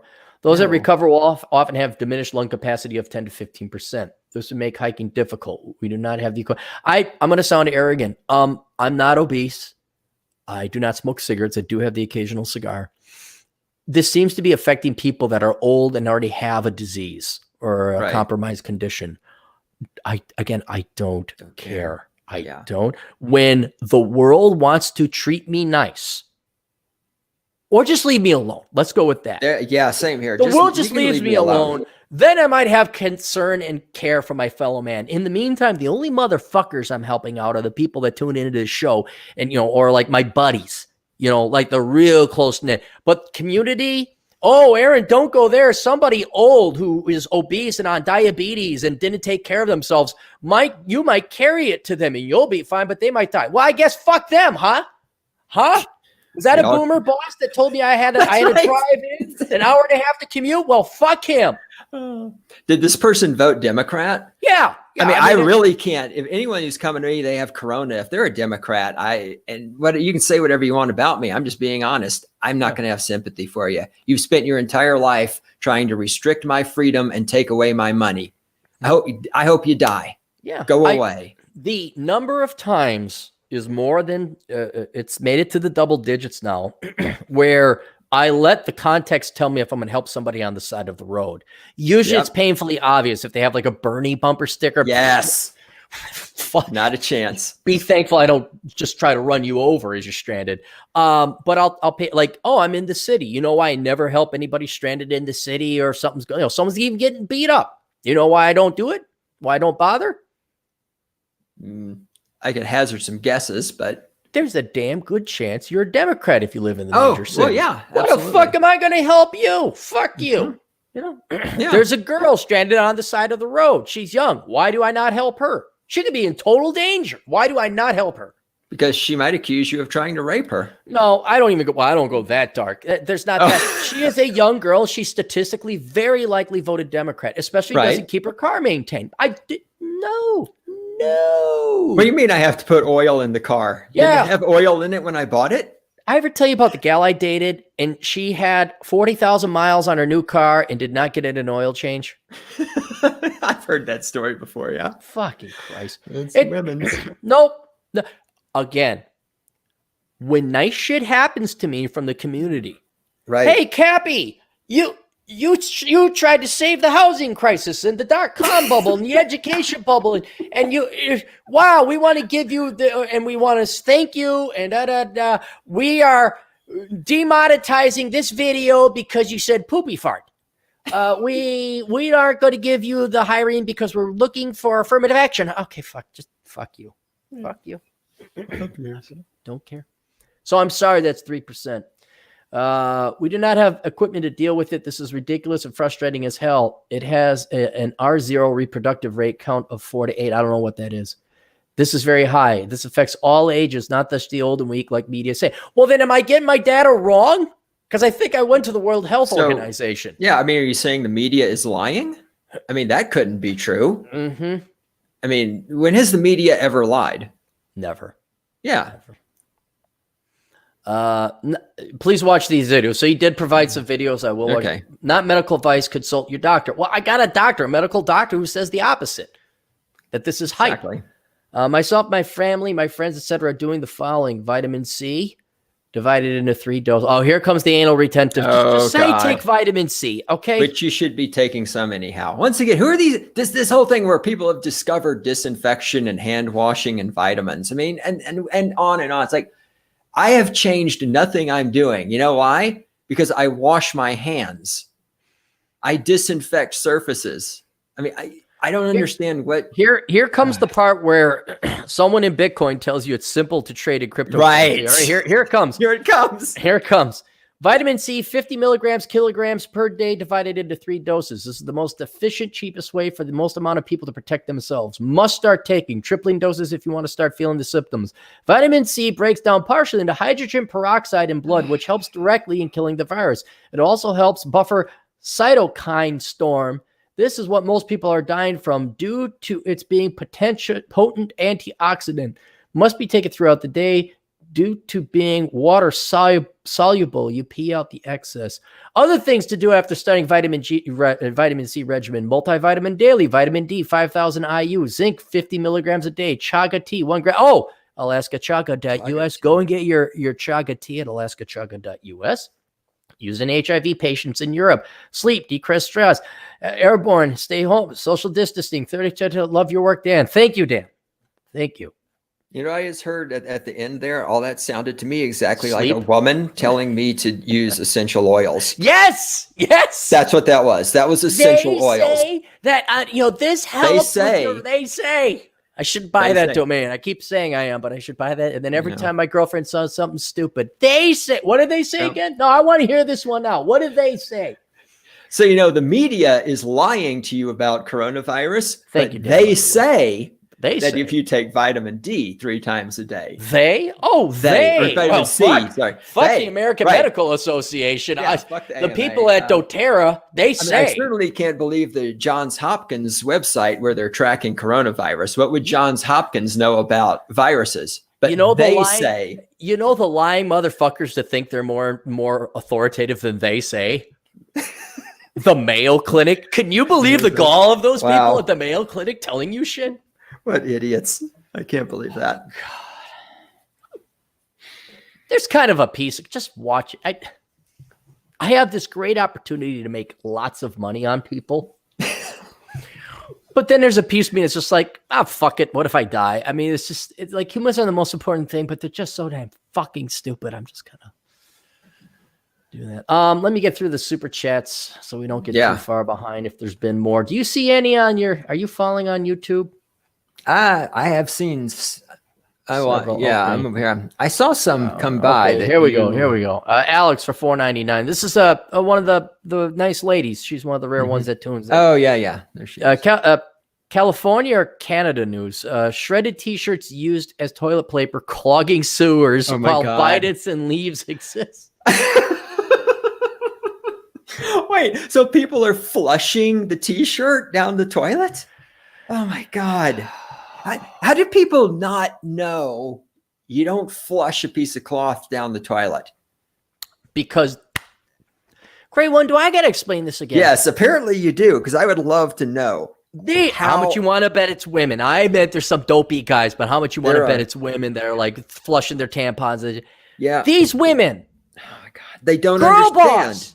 Girl boss, fish, bicycle, doctorate, and fucking squirrel ass fuck butt studies. Whatever the fuck bullshit it is.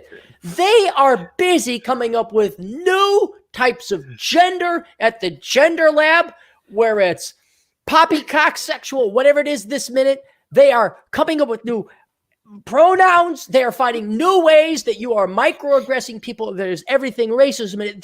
They do not have the time to think of commoner, lowbrow things like don't flush a big hooded sweatshirt down the toilet. That's for you low-level plebe males who are plumbers to figure out. That's for you dipshit garage men out there taking away. Get that out of. I am strong, independent, girl boss, white, privileged, American woman, doctorate, master, Karen, big-titted, whatever. Fucking worthless piece of shit. Yes, they're going to flush done crap. Of course they are. They don't have the time to be pestered with your low IQ thoughts, Great One. No, you're right. And yeah, some plumber will show up and bail them out. Yes. Absolutely. I mean, there's no consequences. You flush your frickin' T-shirt down the toilet, no consequences. A man will come and save you. Man will come in. What's a Bite It? Do you know what a Bite It is? I do not know what a Bite It is. God darn it, these. We actually have a smart woman emailing. Yeah, I know she's using words. I don't know what a Bite It. I guess. How much you want to bet Alex ain't flushing down no fucking shirt down the toilet?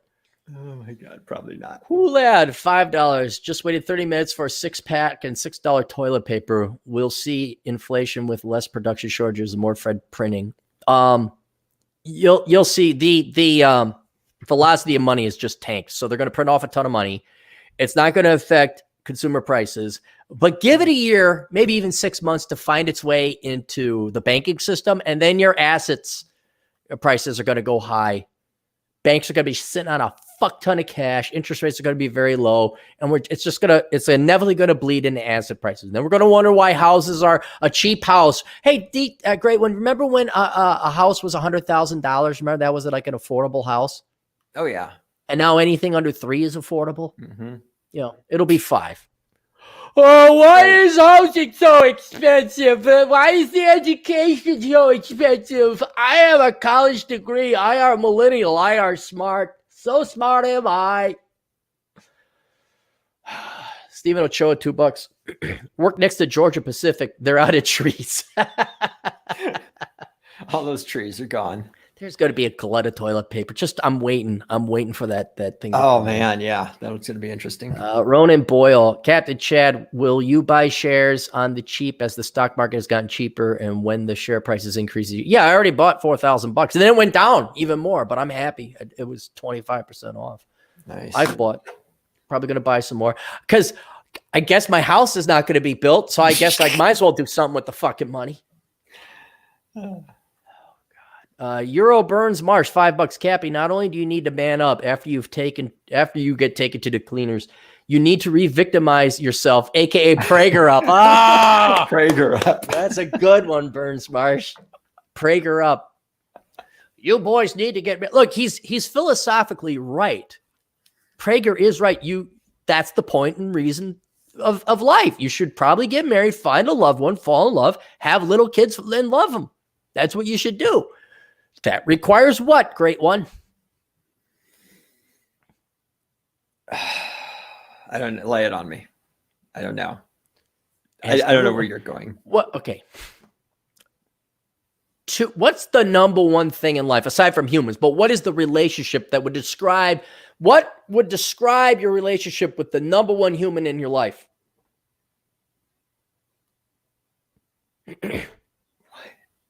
Adversarial? Would it be a mean relationship? No, it would be a loving relationship. A loving relationship. You need to love that person. You love your kids. Sure. Do spouses love each other? These days? Not typically. No. Do single men and single women love each other? No. They hate each other. Oh, women hate the men. Women hate the men. Women especially hate the men. Right. The great and merciful Coronachan has exposed this. Do parents even love their kids? No, absolutely not. They're trophy children. You spit them out and you send them to someone else to take care of. Right. And so where's bitching about that for years.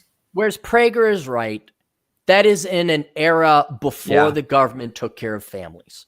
Right. That is when families were forced to face harsh realities of life, to realize how preciously short life is and how valuable good people are. But now with the government papering over all that with printed off paper and guarantees, don't need no man-fish bicycle, we'll take care of your kids. Humans have no value anymore. And you can't fall in love with that. And this says nothing about the division, especially leftist politics, have laid between the sexes. Especially brainwashing and indoctrinating women to hate men. And that's exactly what you do. You train women to hate. Don't tell me it's just about the equal. No, it is a hate ideology. That is the real hatred. Yep. It is absolutely adversarial. Right. So with Prager, he's right theoretically, but not in today's age, Mr. Divorced 3 times or married 3 times. They are a liability now. Women are, and men can be a liability too, because these guys don't have their fucking act together. Shit, no. So that one guy, Aaron, you should have kids. Yeah, if it was like 1880, maybe I would have kids. Right. But not now. Not now. You're a fucking fool for having kids. And you don't have to have kids. You just go find a woman with 5 kids from 3 different fathers, a pre-made family all ready for you there. Shake and bake. I think you got another super chats there. Yeah, I know. I'm just going through. I don't want to lose them because I feel bad if they pay and I don't. All right, here. Lucas Szymanski for 14 Canadian dollars will make a new app that tells my fellow millennials what is 6 feet with a metric converter for the rest of us. Isn't it just 2 meters? 6 feet is more 2 or meters. less. Yeah. I mean, because the meters was a little bit more than a foot. I mean, a little bit meter more is than a yard. They're almost practically the same. They're very close. With microtransactions, it will also align your chakras. Chakras. What's a chakra? It's like an essential oil thing. I can't really explain it. I vaguely know what they are. It's like there's different zones in your body, and those are your chakras, and you meditate on them and stuff. Look at Lucas. Women are into it. Women are into it big time. Yeah, anything that. Yeah, it doesn't make sense. Yeah. Look at Lucas. He looks like a in shape young man. Yeah. He looks... I wonder how many women in his past, how many Corona thoughts are reaching out to Lucas. Like, hey, Lucas. Hey, what's going on? Just checking in. It's been a long time. I woke up this morning and my chakras were aligned and they were really pointing towards you. And my chakras told me that you should call up Lucas and see what he's up to. Holy shit. Better Bachelor. Dude, look, do you know Better Bachelor? I don't think so. No. Oh, okay. I got it. Who's Better Bachelor? You got to tune in. You have to binge on him. I'm not saying this to kiss his ass, but this is awfully nice. He didn't have to donate $10. He's been helping me out. He's got a great YouTube channel. He's on the list. I have the quote sponsors list for this, but it's great. It's kind of an honor that he gave me $10. Aaron, keep up the good work. Haven't heard your thoughts on Bitcoin, but showing solid resistance at 5K and its volatility is making me a killing this week. Okay, cool. I didn't know his name's Joker. That's how he goes by. I didn't know Joker trades in and out of Bitcoin. My opinion on Bitcoin, for those of you who don't know it, is it's one of insurance. I think like silver or gold or bullets, everybody should have a little bit of Bitcoin, not Bitcoin, but a cryptocurrency, maybe the top 3, which I think is Ethereum, Bitcoin, and Litecoin. Some people like Monero too. But the real reason is this: it's not inflation insurance. It's collapsing economy insurance. It's communist insurance. It's dictator tyranny insurance, where the government comes in and says, we're taking all your shit. or you can't move X amount of money out of it. And if you go back, there are instances where either India, China, Vietnam, Venezuela would limit either how much you could export out of the country or just simply take your shit. And then people are like, the only way to get this out of this fucking country when they crack down on the banks is through cryptocurrency. So, because cryptocurrency does this, I can't say, oh, you should own a Bitcoin, because if you bought it $20,000 and then went down to whatever, 3 or whatever, that would really take a crimp on your finances. But you can buy partial ones. Right. But I don't pay attention to the daily ups and downs of cryptocurrency. It's too volatile. Even stochastics and traditional technical analysis aren't really that applicable, although I'm sure people would disagree. But I have cryptocurrency as an insurance policy. And I have a stack of papers this thick with the instructions on how to fucking log into my 43 accounts and trade in and out of the damn shit. So, but it's good to see that Better Bachelor is trading in the crypto there. You would love him. Great one. He's building a bus. He's gone ghost. I wouldn't call him MGTOW because he has dated girls before. He's been a ultra marathoner. Nice. Yeah, he's retrofitting a bus to go travel around the world. And gas prices are dirt. Yeah, say IT guy. He's like the jazz station of the red pill community. Very calm and yeah. All right. Need some calmness. I'll say something. Rollo Tomasi will say something. Somebody will say something, but he says it better. It's all right. I'll check him out. The delivery. It's just, oh yeah, that's like what I said, but way better. Oh. Let me scroll. Don't want to lose the. Yeah, you got more rolling in. I know. Get on it there, Cappy. And we haven't even gotten to Troy Kostelecki. Hello, Troy. Morning, Captain. Hit that like button, everyone. Yeah, we got 270 people tuning in. Take a look at that. Charlie Mack, our resident IT guy. Charlie, for $5, look up picture of the Allegheny County PA health director. We're in good hands with people like this. I feel totally safe now. Hang on. Why does a county have a health director? Because she couldn't get a job doing anything that anyone wanted to pay her for. I'm thinking this is a guy. I don't know why. It's like when you're driving and someone drives like shit in front of you. Yeah. You're like, oh, look at this guy driving. Turns out to be a woman, or this must be so. Oh, it's a old guy. Oh, that's a young girl. Who's the Allegheny County health director? Executive announces new health director of health department, Dr. Deborah Brogan. Come on, let's go here. Let's go. And all the pop-ups. Oh, of course. It's just an old lady. Yeah, it's just I see the old lady too. I don't see what's wrong with her. What's wrong? I mean, I thought it was going to be like that Denmark health director, where she's like morbidly obese. Let's get our health advice from fat people. Yes, absolutely. Zaranks for $5. I think we'd be better off if we approached love like we do respect, earned or built. We've been putting the cart before the horse for a long time. But see, that's the way guys have been trained. Look, okay, there's this philosophical love, but it's not it's real. It's pair bonding. It's good quality people. It's selflessness. It's altruism. It's sacrifice. But men at the same time, your genetics so many men do not have the frontal cortex to override the hindbrain and their little brain down below. And so they're going to keep putting the cart before the horse.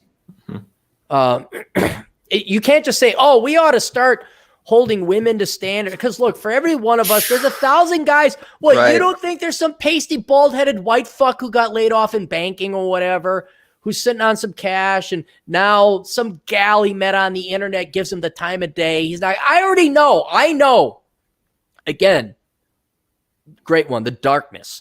The darkness. Where I've had people on my team turn out to be hypocrites. I know 2 motherfuckers now who banging on the table, red pill, and I know when you got to play the game. And I'm like, yeah, you're right. Yeah, you're right. These guys make damn good money.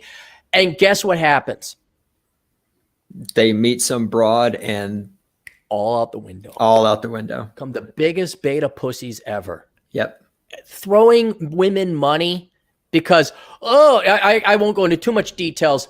Oh, she's having a hard time. She's 27. She's really good looking, had a hard time with her parents. So I tossed her a couple bucks. Oh, no, it isn't. She's just some hot chick who claims to be a bipolar bitch because she's spoiled. No, and it's like, no, I'm done. And so I'm sorry, even on quote, the people who pound their fists the hardest on the red pill community, you find out a little piece of tail is dangled in front of them. That was all bullshit. Yep. All a coping mechanism. The Gunt for $5. City of San Francisco issuing free bidets to homeless among public defecation crisis. What's a bidet? I don't know what a bidet is. Oh, a bidet. A bidet. I think it's bidet. What the other lady said, bidet. Bidet. Oh. Bidet. That's what it. I thought a bidet. What? I'm like, Bidet? is it related to a bidet? It's the thing that shoots water on your ass. How can you give the Japanese? Well, yeah, I know what a bidet is. How can you give bidets to homeless? We just tax those I don't evil even rich understand. bastards. Oh my god! So it's like a portable bidet, so the homeless people can shit in the street and then wash their ass. Right. See, and those rich That bastards. sounds like something they do in San Francisco, actually. The rich bastards in Marin County, all those rich liberals, will pay for it. You can have bidets. You know what's going to be funny? You're going to have the Biffy. Oh my god! And 90% of the cost will be the bidet and the electrical system that has to be hooked up to it to work. Whoo! Oh, Josh Landrum, Awesome. $5. Being a stepdad is like playing the storyline of someone else's game. Also, I work at accounting. Yeah, that's exactly what it is. Okay, Josh can give us the money. He makes the accounting money. He's got a lot of cash. Oh yeah, you give till it hurts, Josh. You can obviously see me and the great one are suffering over here with the internet. Yeah. Oh God, we're suffering. I love it. My dad still, people just give you money. I'm like, well, it's kind of like a donation kind of thing. And it keeps you, it's like supporting, it's like being a patron. People give you money to sell your shit, to spout your crap. And it's like, yeah. And I dig it. I'm like, well, you're a pastor. You must know how it is. Concept isn't foreign to you. No. That's true. It's like, that's exactly what you do. I mean, you wrote the book on this shit. What? That's great. God. Oh. Okay. All All right. We're caught up on the super chats. Fantastic. Let me get to the more good news. You got to go anywhere? Or are you fine? Right. No, actually, I was about to say, you talk about something. Now it's my turn to go to the bathroom. You go to the bathroom. I'll go through this. I'm going to the can. Here's my good news story of hope. I was raised by a schizophrenic, bipolar, alcoholic, Marxist feminist. Oh. She left my dad when I was 9 and moved my little sister and me in with her. How did someone like that get possession? I know. Because vagina, you must just naturally be better at raising children. In with her boyfriend who had been previously convicted of sex crimes with a 2-year-old who had just been released from a psych ward. Strong, independent, don't need no man. Fish bicycle, girl boss, trademark.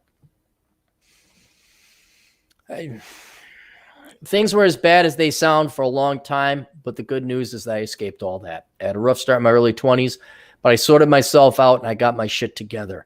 It sounds like anybody who's ever overcome addiction or adversity or hard times in their life, they inevitably get to the point that they realize no one is coming to save me. I am the only one that's going to save myself, and you make a conscious decision. I remember making that decision when I was in the 5th grade, where I'm like, I could see nothing I've tried in the past as a kid has worked. This is not going. Great one flushed his toilet. Oh, my buddy hears that. And I said, no, I got to get out of this. I gotta have my own shit. It sounds like you did the same thing. No one is coming to save you. No one. I am now very happily married, mother of 5. You got love. She found love. I got to be a traditional stay-at-home mom. I got to homeschool, and my life has turned out great. How can that be? You do not have the master's degree in the sociologies or the communications or the literatures or the women's studies. And how you don't have the commutes or the CPEs or the debts or the Jimmy Choo shoes. How can you possibly love children or a man more than you love your Jimmy Choo hat? Your Prada handbag. How can you are not having martinis in New York. Well, no one's having martinis in New York. Oh, what are those women in New York doing without their Sex in the City lifestyle? Well, they still have their cats and they have their boxed wine. I can't wait to see an island like New York. What's going to happen there? I have been able to create a stable, loving family I always wanted growing up. There is hope for those of us with nightmare childhoods. You could change the story and write your own happy ending. Just don't be a moron. My advice to people is very well. Don't be a moron. You've just excluded 99% of the population. While the genie is out there granting you wishes, is there anything else you'd like? World peace, total total universal knowledge, godlike status. My advice to people is very similar to yours on how to unfuck yourself and your life. Cheers, Cappy. Your friend Rachel, I'll just leave her last name out of it because I'm sure she is going to start her podcast one of these days. So she says. So she says. All right, well, get on it, Rachel. This is a request. Oh, let's do a sponsor real quick. He's going to send me a book. Luca Venditti, he has his book. What is it? How to Retire on $200,000 in Southeast Asia. Go to MGTOWbooks.com. Check that out. One of the books I will promote because it's thick. It's not some little pamphlet. Spend less than you make. And Power of Compounding. $80, please. This is very detailed instruction that if you are interested in going to Southeast Asia, it is worth dropping the $30, I think, on the book. And a lot of it is about dating and women, but I think the finances alone would be worth it. So he's got his book out there. Academiccomposition.com. Go there and have other people write your papers for you online because everything is online now. Online, yeah. Yeah. Okay, here. I can't use her name. This is just one email. I got to go to my Cappy Cap email to go to the other goods. But we'll end it here relatively soon because I'm losing my voice and I got to go play video games. I'm going to go to sounds rough. I'm going to go to Second Wind Exercise Equipment and go get a bench press set or something, even though I have no room for it in my apartment. So you cannot use my name or content area or my husband's or anything. I am a teacher in a state and I want the fuck out. I've been teaching online for quite a while, yet now I have to attend meetings this week on fucking distance learning. What the hell did you think I've been...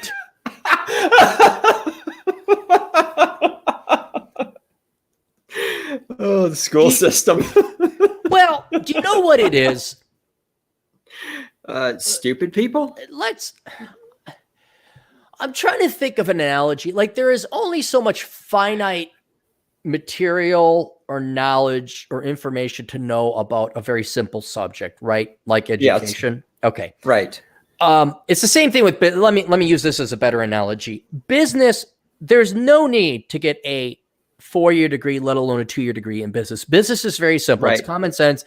You could summarize a business degree or a business degree in about a 200-page book. Right. That's really, accounting is a skill you need. That's a different skill. But business doesn't, but they will write 800-page books and extrapolate pablum and bullshit and tedium where you're falling asleep. And a lot of reasons you're falling asleep either in K through 12 or college is because usually there's not that much to the subject or the topic. And they have to delve into the minutia. Women's studies is a lot like this. Like, well, how long can you run on equal rights? Well, now they got intersectionality and self-love and all this made-up bullshit where the concepts are so granular and so simplistic and so I don't even want to say nuance because that indicates intelligence, but another perfect example, 500 types of sexuality. It's like, really? Binary, non-binary, or binary, I'm sorry, gay, straight, bi, other, that's enough. That's really what's said. Okay, maybe if we studied it, there would be 15 different gender. But right now, for a functional understanding of this concept, 4 or 5 general categories. Education, not just a degree in education, but the education industry is like that. They actually take something as simple as, I have wisdom, you don't, and I'm going to explain to you how things work. It's a fucking YouTube video. That's an instructional video. It's an instructional handbook, and they apply way too much structure, way too much process and procedural structure and systems to this. We need a rubric. What the fuck is a rubric? Well, it goes over everything and it organizes. Oh, a lesson plan? Well, yes, but it has to be this way. It's like, oh, fuck you. And these people that get their doctorates in education, thinking it's like, no, it's passing on wisdom. We've done it since the day of time. Yes, we have. And so when you get into I hate to call it professional because it's not, but an Orwellian, over-engineered, over-structured, over-proceduralized industry like education, I can totally see this. There's no one. Oh, yeah. Another perfect example. A kid chews a Pop-Tart to look like a gun in school. Right. Grade 1, what should happen in that situation? You should see that and go, that's funny, kid. I mean, that's what should happen. Let's say you should laugh. Let's say you're the principal of the school. Your principal, a great one. You're sitting there shuffling your papers and you're moving in and out papers, kind of like you did today with your papers. And Karen, the teacher, who is Baron Karen. Baron Karen comes in. She has little Jimmy. Jimmy has no idea what's going on. He's got a Pop-Tart chewed up in his hand. It's crumbles are falling all over. Principal, great one. Will someone please think of the children? Jimmy bit a Pop-Tart in the form of a gun. What is the appropriate response for the principal? Well, the principal, great one, would ask her why in the hell she thought this was worth wasting my time over. Right. But maybe a slightly less obnoxious principal than the great one would just say something to the effect of, okay, what's the big deal? All right. The appropriate response is that there should be no response. This is not something we need to be responding to. This is the problem with our effing society, is that crap like this is even being responded to. This is a non-fucking issue. Right. It's like, so Clary, there's a piece of firewood over there next to my fireplace. What should your response be? There's no fucking response to that. It just is. It's just a thing. It's not a big deal. Could you people please shut up and get a life? So what you did there is called judgment. You damn right it is. You realize where that came from. Right. You realize Baron Karen is fucking psycho. And maybe you say, thank you, Karen. You're excused. Leave Jimmy with me. Sorry, Jimmy. And then what you'd really do on Jimmy. She can't help it because she has a vagina. Right. You'd fire Baron Karen. Absolutely. I would fire her in a heartbeat. What happened when that kid showed up with the Pop-Tart in the real world, though? I vaguely heard about this. People lost their shit, and there's probably a candlelight vigil, and they aligned their chakras, and they did some essential oils. Zero tolerance. Kid, zero tolerance. Kid got, I don't know, suspended, whatever. Zero tolerance. That's a sign of brainlessness too. Zero tolerance. That says I have no judgment to make decisions and discernments on my own because I'm a total fucking moron. Right. So not only why do we need principles, but that is how overcodified this industry has become. That a principal, presumably who's in charge of the school, is not even allowed to make a judgment on that. And this is why we have humans. It's not, but if it's all robotic, so you could see this as evidence that the schools are horrifically inept. horrifically inept. To the point there is no common sense or sentient thought anymore. They are the fucking Borg. Yeah. And was it Clockwork Orange? It was a British show where there's all these tubes, and the actor who played Bilbo Baggins, much younger, was in this. And it was one of these post-utopian things. He was freaking out that he didn't fill out the forms, and this guy, and everything was like an air suction tube. Like, oh, wait, you're Brazil. That's what it was. Thank you. Brazil. It was like Brazil, where, oh my God, I didn't fill out XXX form 1047. And the guy who's like a very good policy wonker bureaucrat, he knew what form. Oh, where he put it in the suction tube and it went away. That's what it's like working in the education industry. And you think all the teachers have this nice, easy job. They do in one regard, but the Orwellian nightmare they got to live in, sitting in meetings. Well, how do we feel about little Jimmy being, I don't know, half Latino? I mean, really, they probably have meetings wasted on this, on their lives. They're wasting calories of energy worrying about this. Yeah. Because they have nothing else going for them. Nothing else. I mean, and like this is why it's hard for me to get offended by shit, because I just have too much that I would rather be doing with my life. And I think that really is a huge part of it. If you've got things you want to do, it's like right now it's 70 degrees and sunshiny outside. Like the odds of me getting offended by somebody chewing a Pop-Tart are zero, because I could go bike riding right now. I can go hiking. Right. I just chew the Pop-Tart to your heart's content. Well, I'm just pointing out that I know this person is driven insane. Right. I think it's a lady. Yeah, her husband. Yeah. Lady, be thankful you didn't have to be at the physical school. She's absolutely right. This is absurd. She is right. It is. She should be doing the seminar on distance learning. Matter of fact, nobody should be teaching them. Yeah. It's like, this is how you do it. Nobody should be doing a seminar on distance learning because it's not that fucking hard. How do I YouTube? I don't know. I mean, I'll admit there's a little bit to it, because especially the teachers are all old. And I mean, this is a problem at CSU right now, as they made this transition, is they've got all these old teachers who don't know how to use the online tools. Oh, and I've heard this from both students that I know and from people I know who work at the university. And all the boomer teachers don't know how to upload a file to the internet. I have a solution. Yeah, it's called I want all the boomers who are having trouble making this transition to the internet world. I understand you're used to doing things in analog days, so I'm going to help out the boomers like they did me. Steep learning curve. Must hit the ground running. Don't have time to hold your hand. You're not a good employee. I can replace you. Fucking worthless pieces of shit. So continuing on with our anonymous person. Yeah. What the hell do they think I've been doing? Oh my fucking God.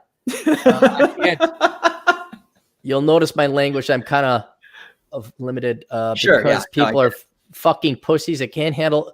I don't want to go into that either. I want to keep her anonymous as possible. Thanks to your comment on STEM careers, I'm strongly considering quitting my job to go to medical school, which I'd advise against. We've had several doctors email into the show. They do not advise it.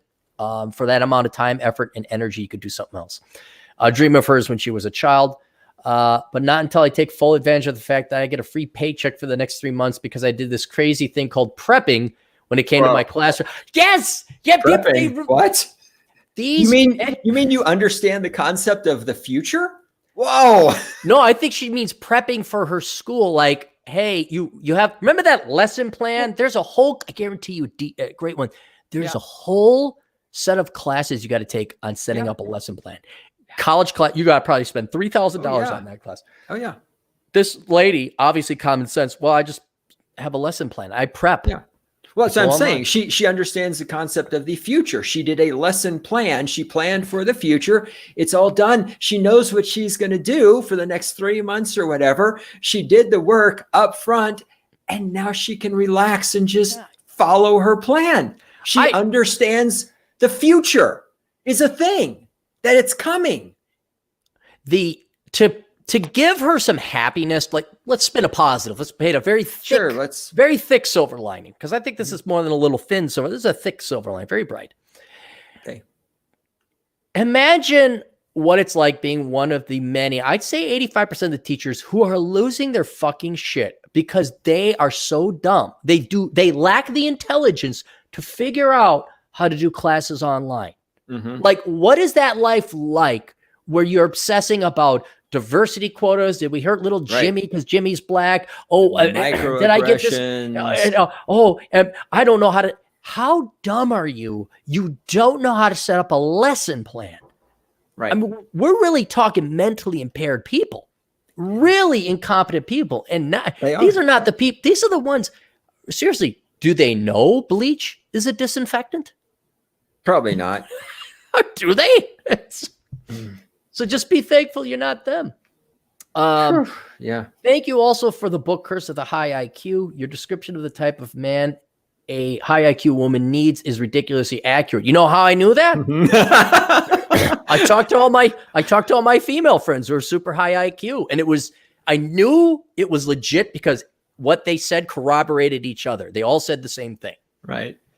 So I do my research. It perfectly describes my husband, whose hobby is really cool. I can't mention it here, but it's so unique, it would stand out and identify him. But let's just say it is really fucking cool. I know that you drift through my region, so if you're driving through this region, you're welcome to stop by for some home brew, since now we can't actually take you out to a goddamn beer in the state. That's right. God forbid. Thank you very much.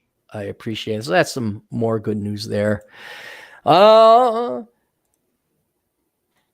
Super chats, and I got, I think, one more fan mail, email, happy mail coming in. DJ Aftershock for $5. Come on, Clary. Going to the Carlson School. There's only one. I tell you, you know how you could tell a business school is really top notch? Because the name of the school starts with the. Well, there's that too. But there's other tells, great one. There's other tells. Oh, wait. The other tell would be that Aaron Clary attended. Do they have that like on their website? If the Carlson School of Management attended by Aaron Clary. If I ever make any great success and the Carlson School of Management ever tries to use my name I will fucking sue the living shit out. I will create a free college right across the street. No, I've had some interactions with people on social media from the Carlson School. They know me and they know not to fuck with me. Because when you search, should I go to the Carlson School of Management on YouTube? Guess what the first video is? Me. How you doing? How you all doing? Let me save you some time. What was I going to say? Oh, the way you tell a really high-end business school is when they have billboard advertisements along the interstate. That's the sign of a really high-classy school. So the Carlson School of Management, the latest one, is the highest ranked business school regionally by several degrees. Huh? See what they did there? By several degrees. See, now, apparently, not everyone went to the Carlson School of Management. So I will explain to you stupid people why that is funny. There's a little punnery going on there. See, by several degrees, they meant magnitudes of order in terms of the ranking of this school. But also because it's a college, here's the trick. They offer degrees. You get a great one? Huh? Oh, degrees. It's a word that means more than one thing. Wow. How awesome is their marketing program if they came up with that? The genius. Is there a hashtag? Maybe there's we got to get on this interwebs thing. Oh, I heard this Twitter thing is a thing with the kids. Oh, God. And you know what? It's kind of unfair because none of the teachers there anymore were the lying managerial fucks that lied to me in the generation beforehand. But there's still business. They're really fucking over the East Indian dudes. So anybody from East India, if you're coming in from India and you're coming to any business school, unless it's Harvard, okay? But these business schools, they are totally fucking over the Indian students and the Asian students as well. Because if you go to any of the pictures now, it's all East Indian dudes and dudettes. So as a help to any of our Indian brothers and sisters coming over, do not go to business school, guys. Do not learn accounting, get your CPA. Yeah. Otherwise, do not go to business school. There's no reason. Yeah, I've never understood business school. That's right up there with going to school for being an entrepreneur. Yeah. Hey, Carl's, well, I'll tell you, but the Carlson School of Management, a full third of their entrepreneurship professors have actually started businesses. Whoa, holy shit. Look out. Wow. What were you going to say? Sorry. I know this woman, long story short, not joking short. So I know this woman, and this was years ago, but she finished her degree. So she is mid-30s, finished her degree in entrepreneurship. And she's talking to me about it. And the conversation went something like, well, I said, well, entrepreneurship isn't something you learn about. It's something that you do. And she said, well, now that I have this degree, though, it's like I can help other people to start businesses and be entrepreneurs. And I said, okay, but you don't really have any experience starting a business or being an entrepreneur. You've just read things about it. So you don't really have value to other people in that sense. And your value to other people is based not on your degree, but what you can provide for them. And she looked me dead in the eyes and she says, well, I sure hope that's not true. I said, well, it is. It is. Your value to other people. God damn it, great one. Based on what you can do to create value for them. Stop.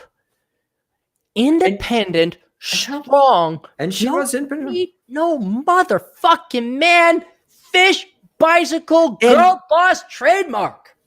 And the thing is, Cappy, I mean, this woman, she's actually cute. She's very nice. I liked her a lot. She's a very good person. She was smart. She's part of a larger organization, and she was one of the smartest people in this organization. So I mean, she's not like a complete idiot. But I think it's just she got sold this bullshit.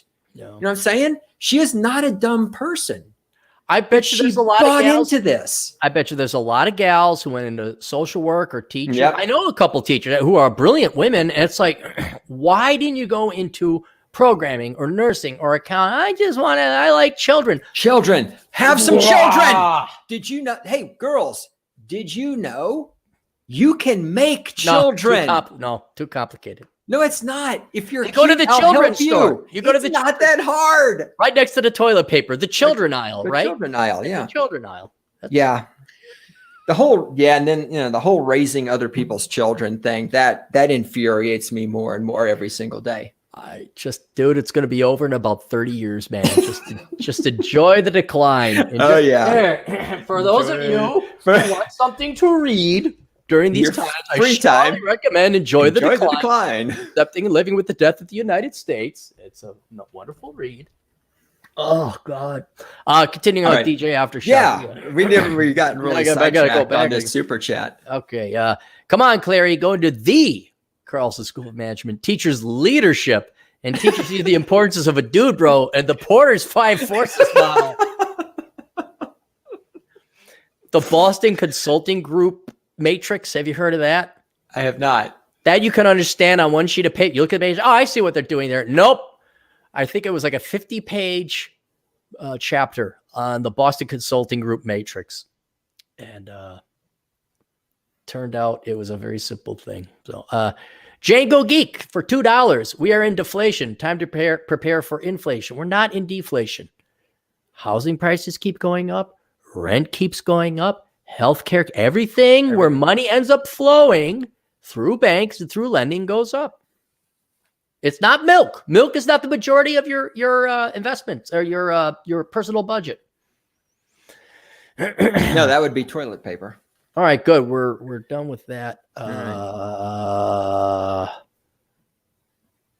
Kelly writes, "Hi, Aaron. I took 2 of your classes on Ed2Go, which I no longer teach, by the way. It's been years since I taught it, but some of the schools, presumably business schools, haven't taken my name off. So people are like, hey, I just finished your class. It's great. What class? Oh, no, they didn't take. I haven't taught that in years. A few years back about investing in retirement and the analysis of stock. Thanks to you, we dumped our stock last year knowing the market was ridiculously overvalued and the advisors were just salespeople. Look at the timing on these guys. Wow, brilliant. Our money is safe. It's slowly growing thanks to some boring old CDs we bought when we could still get 2%. I wish they would just teach this stuff in high school and save people the pain and lies. I tried to spread the word, but no one really listens to me. Here you go, Bachelor Pad Economics. Great book. Should be required. If the great one ran the school system, Bachelor Pad Economics, that would be high school freshman year. That would be a textbook. Sure. Okay. And big titted redhead girls. I said if the great one ran the school system. Don't get my hopes up. Well, thank you, Kelly. I appreciate it. And yeah, no one's really going to listen to you. We're trying to get it out there. We are trying to get this stuff out there. So we got that. That will go into that goes into the book. Here's a thank you. Good afternoon, asshole. I'm 17. I'm about to graduate from high school. I have joined an apprenticeship program this summer for electrical. He's going to become an electrician. Good call. 17 years old. Great one. Smart How move. far ahead would you be if you became an electrician at 17? Way ahead, man. Yeah, very good move. When I was 15, I was planning to major in psychology. Jesus Christ. I just want to thank you for steering me in the right direction. Thanks, Luigi. P.S. Gen Z is horseshit. All right. Good job. Stick with the electrician. You will never be out of work. If you become a good electrician. Do you think the women fish bicycle are starting to find tradesmen a little bit more sexy than investment bankers or lawyers now? Well, I haven't seen any actual real life evidence of this, but because they don't have degrees. These tradesmen don't have degrees. They're not up to these women's level. They're not at their level. And even if they make a lot of money, they're still not making their money with a degree.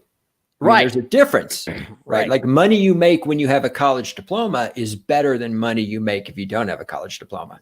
Because, women need a man who's up to their intellectual level. Because as intelligent as they can't have a conversation with a man who has to figure out, like, for example, wire gauges that are appropriate for a certain current, and then, how to break all that down and how to reroute the electricity so that you don't overload the breakers and all these sort of things. No. She needs a man who has majored in sociology and understands the 72 different genders. She needs an ally. And they do need it. That's right. I'm sorry. They're not men. They're allies. They don't need plumbers. They need allies. Allies. For moral support. Exactly. Well, no. They don't need support, Claire. They're strong and independent. They don't need support. There I go mansplaining again. Right there. You mansplained. But they do need allies. Here's Sam Whiskey for $1.99. 2020 Corvettes don't come in manual transmission. I think he means manual, but probably. I like manual. Is there a Latino guy shifting for you? I picture a little Manuel underneath the hood, and you shift. Hey, what's up? No, let's go. Are you ready to go? Boy. Yeah, they're phasing those out. I don't even. Yeah, it's not a surprise. I mean, Zoomers can't shift. I told you when I went into the oil lube place. Now twice they've had to have someone come in. To drive your vehicle, to drive my vehicle, and they can't drive a stick. And the only reason I go to the oil place instead of changing the oil myself, because there's a hot girl that works there. No, because they put on with pneumatic. I think the oil filter. So I can't get the angle because everything is tight, and I'm like, okay, look, and I got to tell them, hand tighten it. Don't put it on don't put it on the hand tighten it. Little oil around the rim, hand tighten it. Fucking $40 for a goddamn oil change. Like, oh my God. Evan Ivor for $2. No more office meetings. Thank you, coronavirus. It's Coronachan, the great and merciful Coronachan. Wuhan Chan. And we're caught up with that. You want to do some rapid what we're thankful for? I'll say one. You say one. Yeah, I just have to think Okay. of something I'm grateful Just for. thinking, no, I got it. There's no rush. Right. I'm thankful I paid $1.45 a gallon in gas. Whoa, damn. Yeah. They were 30 cents cheaper than the next gas station over in the next town. I lucked out. I'm very thankful for that. What are you thankful for? I'm thankful that I haven't had to put gas in the $500 pickup truck lately, because I keep the gas tank full, because you never know when something's going to happen and you won't be able to get gasoline, because I do this thing called thinking ahead about the future and shit that might go wrong, which is why I also have toilet paper. Do you have to put stable or something in it to keep, like, if you're not going through it that quickly, do you have to put stable in your truck? I mean, no, it doesn't sit that long. Doesn't sit that long. I drive it. I make a short jump at least once a week or something. But another thing I saw I liked was the people that were outside this weekend. It was nice to see everybody outside. The park was packed. You had to park on the street to go walk around in the swampy park. Mm-hmm. Yeah, same here. I am grateful. A couple of days ago, when I went out on the trail running, there were people everywhere, and everyone that I should say everyone, but multiple people that I was running / walking past stopped to chat and just say hello. And everybody was in a great mood. Yeah, I've noticed that too. Yeah, people were having a good old time. Yeah, which I suppose in a way is sort of a selection bias, because people out on the hiking trail are not the people who are in their basement terrified that we're all going to die because the pandemic is real, right? So there's like a selection bias there, but everybody was very happy and in a great mood and just smiling, and their kids and their wives and their husbands and their dogs. A lot of kids. Just very happy. Very happy. I'll throw another one to be positive. There was a young lady running, and you could tell she was a treadmill runner, but since the gyms are close, she was out there. But because of the snow, we're up in the north. Anything that has shade, anything on the south end of a hill or a tree, will have snow and ice. Right. And she was very gingerly running, and there was mud and all this. And but I saw her doing it. She was a little overweight, but you could tell she was serious about it because she was on that side of the lake. The only way to get there was to run a mile in. So I was like, you go, girl, a legitimate you go, girl. Right. You're not, putting in the effort. You have a vagina, you go, girl. Yay. You have a trait you were born with and did nothing to earn. You go, girl. So that's there. And then what else? Oh, Sunday, I had a wonderful drive in my truck. The sun was out. The cab was filled with light and sun. I got a lot of vitamin D, and I enjoyed a very good cigar while I put the finishing editing touches on the audiobook for How Not to Become a Millennial. So I was listening to that. The Kevin Sapp, who does the voice, did a great job. And I just had a nice cigar. And you know where I drove? On the road.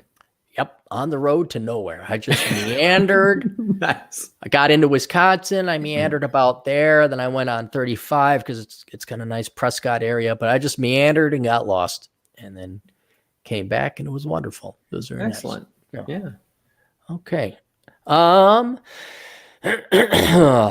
Let's go. We did that. Let's go through the last few sponsors, shall we? The Catholic Red Pill, written by James DePrisco. Have you seen the cover with Mary Jo?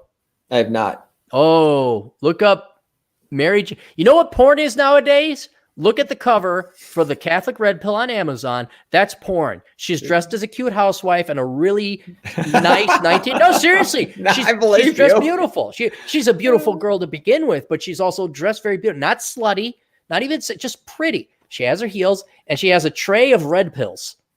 Nice. Very clever. All right, cool. And we didn't tell Chad Elkins about it either. I was like, hey, look, Mary Jo's on the cover. Look at that. So, by the way, if anyone's, look it up. Go ahead, look that up. I'll look it up. And by the way, if any of you are looking for a model, a pretty, and by model, I mean pretty woman who will get back to you on time and not just like flake, you can hire her out. Let me know. Send me an email. I'll put you in contact with her. She's not cheap, but that's because she shows the fuck up on time and does what she says she's going to do. So it's our good buddy, Mary Jo, that we always like to help out there. David Barnett, let me post this. David Barnett, he is the expert on purchasing existing businesses. And now might be a time with asset prices tanking, although he does private purchases. I know a lot of you are interested in becoming entrepreneurs. Now is the time to maybe start thinking about things. His expertise is convincing you not to. It is absolutely worth the time and money to pay him to look at businesses because he knows things about contracts, franchisee rights and refutation. He knows where the sharks are in the water. Pay him money before you buy a business. Now, he has a seminar. I provided a link down there below. I think if you say Cappy or Aaron Clary's a dickhead or whatever, he's got a seminar online coming up because he was going to do it in Vegas, but now it's been canceled, obviously, because of the great and merciful Coronachan. And then I'm putting his main website, businessbuyeradvantage.com, in the chat room. So if you kindly go check him out, it's a must. It's a must. Like before you go overseas, you got to get a vaccination. Before you buy a business, you talk to Dave. All right. That's what you got to do there. You find Mary Jo there yet, Great One? Oh, yeah. Yeah, I saw it. Found it over on the Amazon.com. Yep, there you go. Yeah. Pretty girl. Yep. All these guys. Is she single? No. and she's single for about that much time. And then she's got a boyfriend again. It's like, so let's, that small thermal exhaust port below the main exhaust port. Right. You got to get your torpedo right in there. Not much more than 3 meters, right? Yeah. None of you got the benefit of the force. So, if you guys are like, super rich or something, sure, she might have. Still different. Sam Whiskey, I can't spell, but I drive a stick. Yeah. I like the Manuel transmission better. I thought we could employ lots of Mexicans named Manuel if you could get the super chat there. Better Bachelor. Go to YouTube and check out betterbachelor.com. His pronoun? Appropriate name? What's the English word for that? Formal noun? Proper noun. Proper noun. His proper noun is Joker. He goes by Joker. But his channel is called Better Bachelor. And Great One, if you are looking, do you know how to download videos and turn them into MP3s? I do. Binge on all of it. Just while you're cleaning up and organize your stuff, binge on all of it. All right, I'm going to go check him out. Absolutely. And he does advertising too on his channel. So if you got a product or services or wares you'd like to sell, contact him. He is pricier than me because he gets a lot more traffic than me. And I did advertise him with him, and it's worth it. Okay. So there's Terrence Pop. He'll get back to you. Well, Blake, his assistant, will get back to you. So you contact Terrence Pop. Better Bachelor, get back to you. Who else are the ones that do get back to you? Jack Napier, not as big, obviously, but he will get back to you. There was some other major ones. Who's reliable for advertising? I don't know. You reliably advertise on your show, right? I do. Yeah. I just plug anybody that hits my brain at the time. Right, but if someone tossed you bucks, you'd be like, what do you want? Bucks. Yeah, shit, yeah. Satanism, absolutely. Yes. Hey, Great One here for Satanism. Yeah, Satanism, totally. Burn in hell with the best of us if you belong to Satanism. Actually, I have an upcoming podcast on Satanism. I got an article on Satanism I'm going to be covering. It's good stuff. Yeah. For the low, low price of your soul, you too can participate. You too. Well, and you have to get a bunch of tattoos and face piercings because that's required by the religion is to be a freak. And then they can't figure out why they're not mainstream. Dude, I'll tell you, watching my buddy date quote the Christian girls and dating him myself quite some time ago. I'm not joking when I say this. Satanists are morally superior to your average Christian girl today. I'll take a secular girl any day over a Christian one because these gals are, and I'm watching my buddy, the one who talks like this, who hates it when I go to the bathroom and can't believe people throw money at me. He's Christian. He insists on dating Christian women as his religion would require. And they're bitches. They are they're not Christian. They're using Christianity as like leverage to like hold you up to this impossible standard. Like, no, we have to. I mean, it's like, here's all these bullets. Here's a Bible. And instead of salvation and wisdom or whatever, as most people should look at a Bible or any religious text, women look at it like, wow, a cachet of bullets. I could put in my gun to give him every possible excuse to do what he would like, and I can be totally selfish. That is how most, quote, Christian women use Christianity today. So a Satanist gal is probably, what is the principles of Satanism? I know it's not all hail Satan and what's his name? The guy that looks like Davis Arini. Yeah. Anton LaVey. LaVey, yes. Right. I mean, actually, the principles of Satanism, to try to distill it quickly, is kind of along the lines of libertarianism. It's do what you want as long as you don't hurt other people. Okay. Unless these other people really deserve to be hurt. And there is a kind of a specific thing in there that says human sacrifice is acceptable if the person you're sacrificing really earns it. So yeah, it's really a lot like a libertarianism in the basic principles. I'm not going to advocate it, but it's not just this, we're evil because we're the bad guy and a bad villain. It's nothing like that. Yeah. All right. Then we got my book. So if you guys are bored and you, here's another girl, the women. Someone let Morgan in. God almighty. If you're bored and you want to read some books, here's the old captain's books. Reconnaissance Man. Okay, this is how to explore the United States and figure out where you want to live. So you don't buy 5 houses, pay 7% in realtor's fees, and you just buy a house once. That will dramatically help your finances. Dramatically. So for, I don't know, $12.95, you save yourself $50,000 over the course of your life. I don't know. I'm no financial genius. Maybe that's a high positive return on investment. Speaking of return on investment, great one. Worthless. Would we have $1.5 trillion in student loan bailout requests coming in right now if people read this?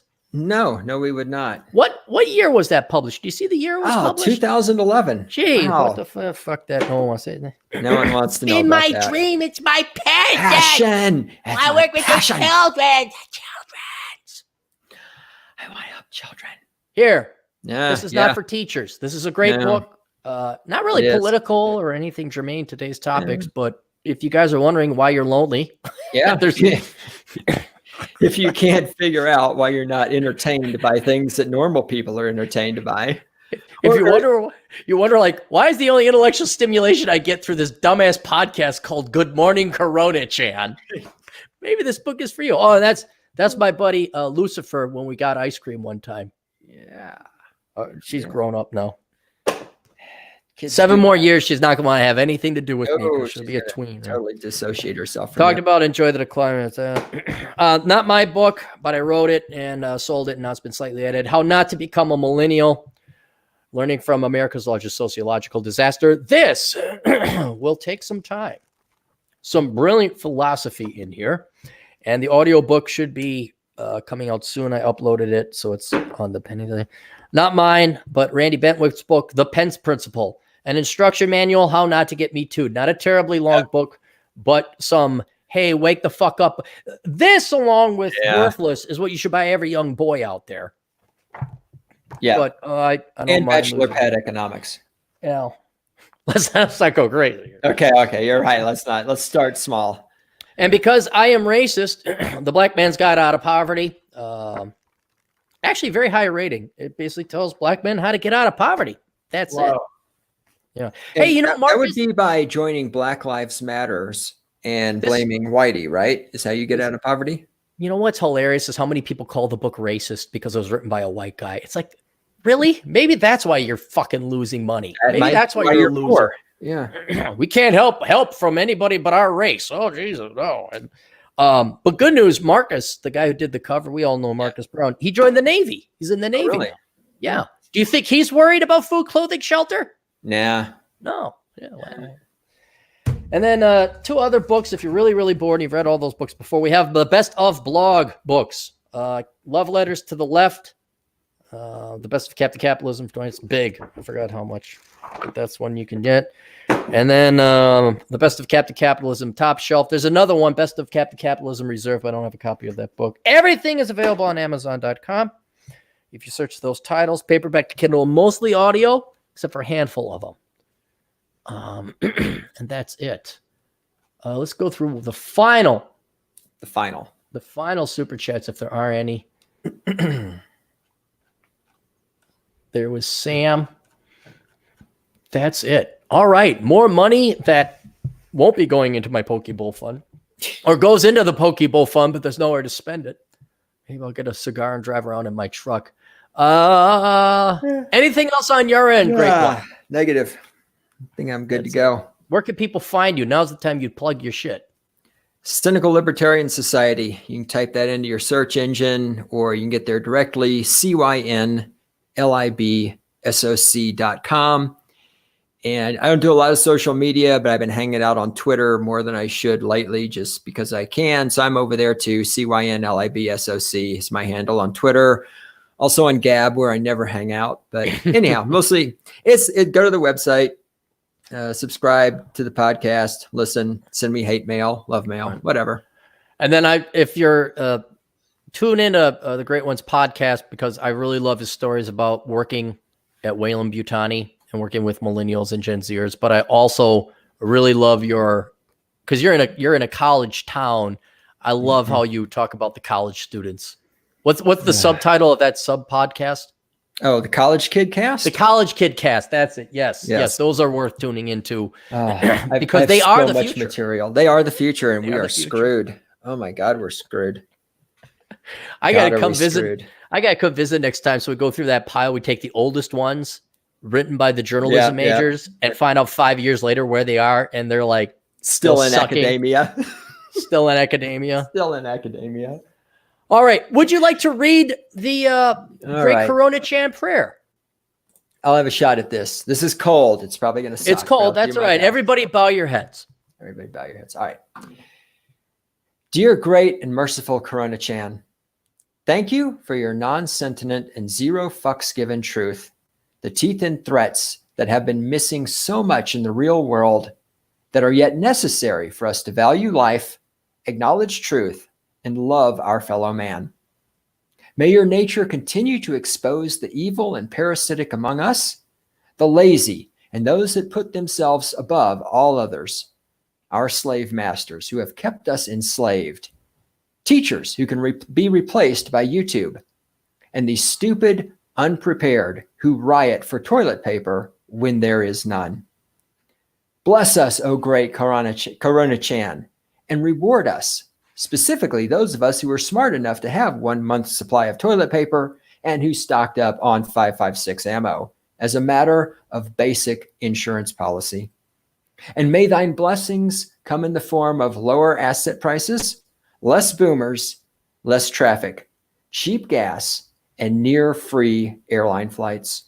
In thy name, Wuhan. Amen. May all rise. Oh, nice. Thank you, Great One. So that was an honor. Yes. All right. I'm going to go and get some lunch, and then I'm going to go drive around in a truck and smoke a cigar and try to mentally accept the fact it's okay if we don't have work to do today. There you go. All right. Will you take us out appropriately? Toodles.